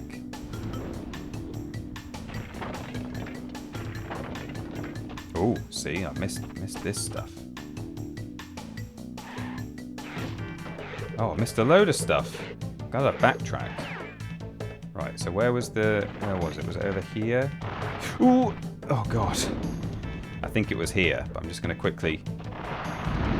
There's fruit there that I missed, seemingly. Yeah, right, there it is. Okay, cool. I think it does... Oh, it isn't quite so exactly. Yeah, I'm not sure. We'll assume that it does, but I'll try for the boxes here anyway. But I would imagine, unless there's also a coloured gem over there, like what other reason would you have for going over there if not for collecting boxes towards the box count? It would either have to be a coloured gem or some boxes that go towards the count. So it must be the latter, I think.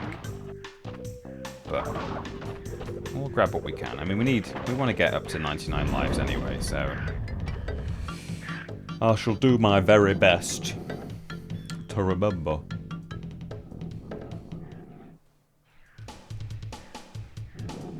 I think Unbearable is my favourite level, says Sprout stuff. Oh, really?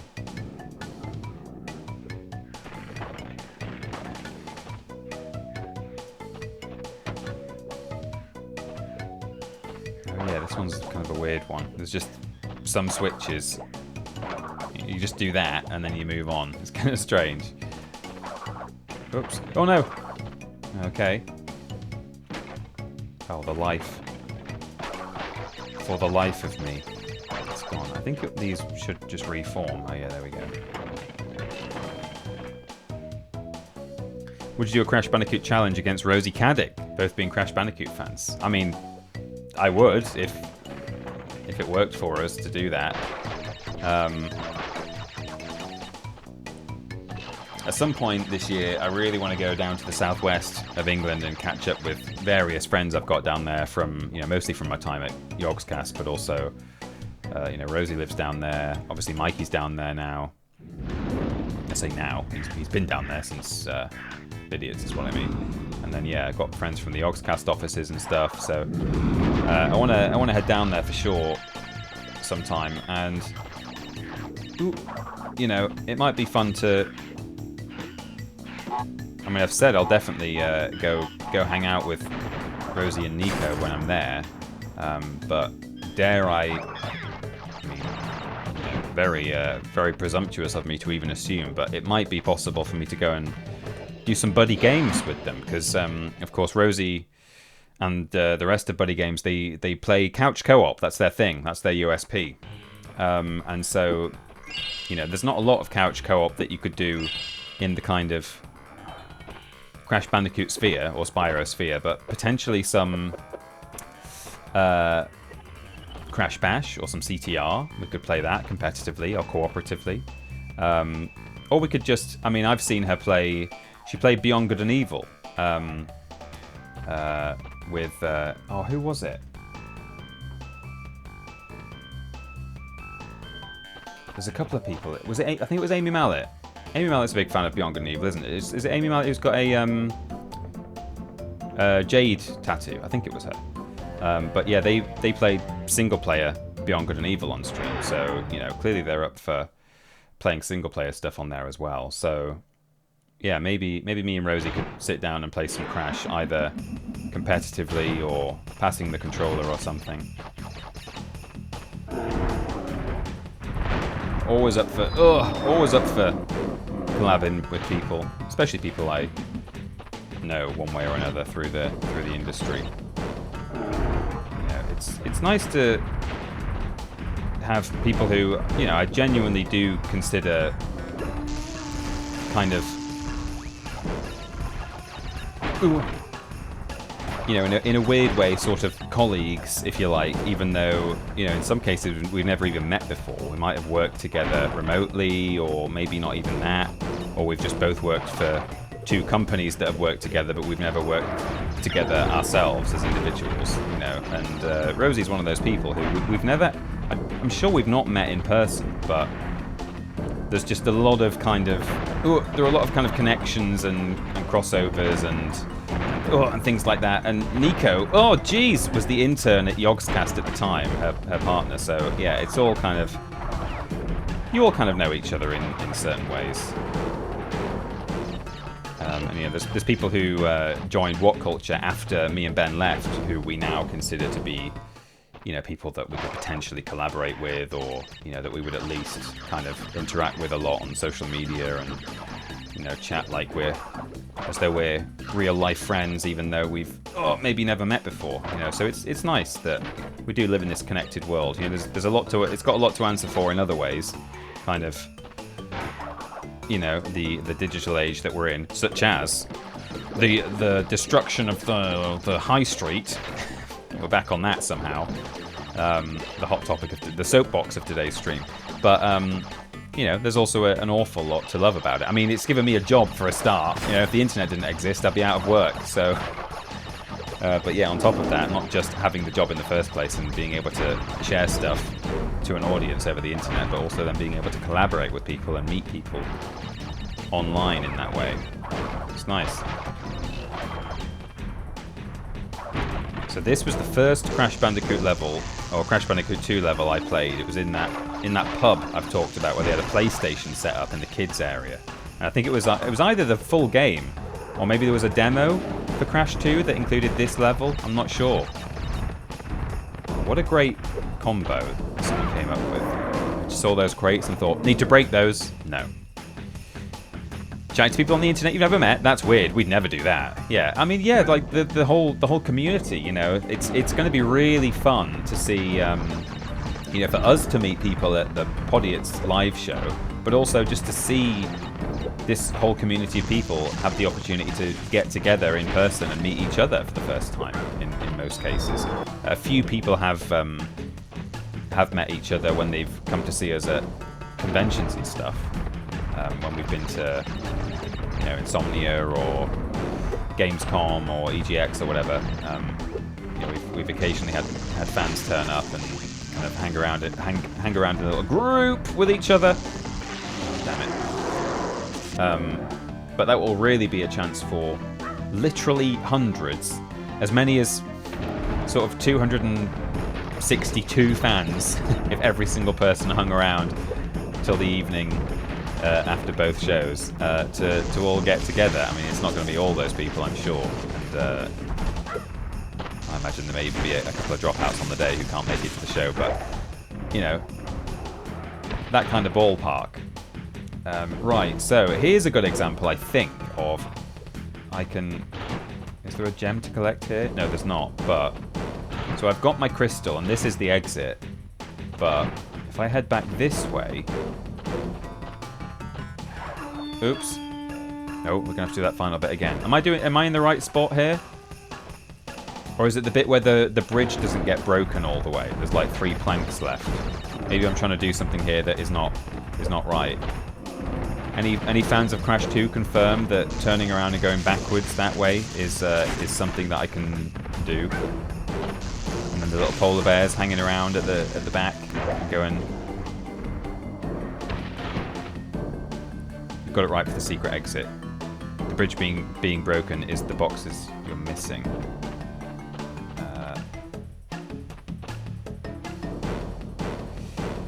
You're doing something right. Yeah. Okay. You need to do both eventually.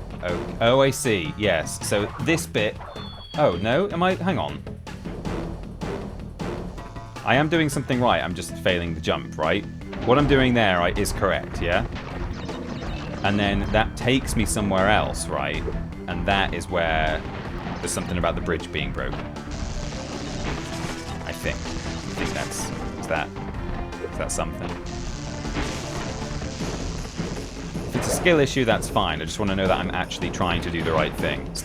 Yeah, I see. I'm probably overcomplicating it because, again, as I say, you know, the glitched high jump with the spin is not.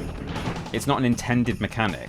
And I'm trying to do it a lot. When I'm doing long jumps, I'm trying to do it kind of just for safety as much as anything else, like get the most out of a jump. But really, presumably, that's enough because that's the intended mechanic.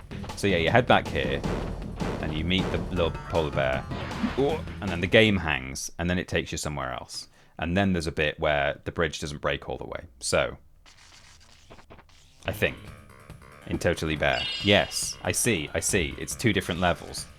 But we get that, we've taken our crystal, and now we can access Totally Bear. It's 20 past the hour. I'll just make sure I'm good to... We'll just do this level. It shouldn't be... Oh, is this the one that's in darkness? Oh no. Okay, this might be too much.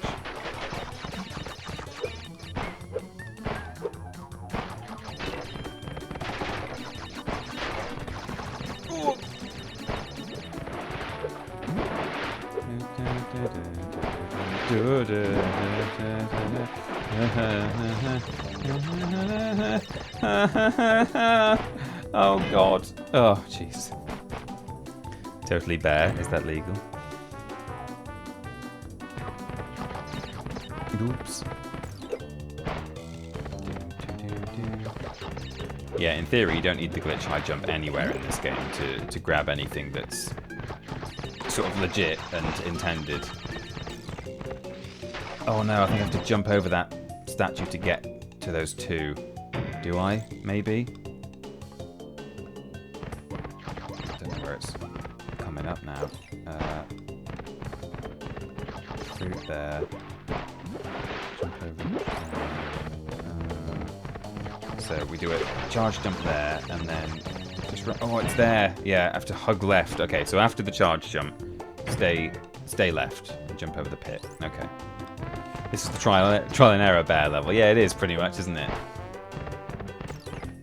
You can you get just enough time to probably react to hazards and make it to the end in terms of, you know, yeah, just getting there. But, you know, knowing about, oh, see, that needs a charge as well, doesn't it? It's such a long pit. Or I can kind of stay right and then take a sharp left if I, yeah, I don't know. It might be a charge jump. But yeah, in terms of getting all the boxes as well, it is kind of trial and error, I think. Because you have to know about certain things that you just couldn't possibly see coming up. Right, I'm going to charge jump there. Yeah, there we go. And then we grab the 2. And then now, I don't know what I'm doing, where I'm going. Checkpoint, that's what we want. Ooh, yeah, jeez. I can't see a thing. Ooh, hello. Ooh, charge. But I made it. It didn't charge. Checkpoint. Oh my goodness me, he's going so fast. Dude. Can you not just walk? Can we... Oh... Did alright there, to be honest. I was pretty pleased with some of my reflexes. Okay, that's down. That's going up. Next one's up. Ooh, whales.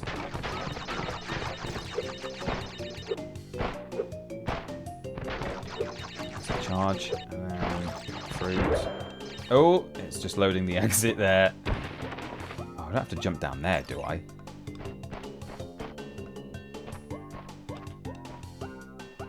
This isn't anything, right? It's just set dressing. I don't have to do any silly business here, surely.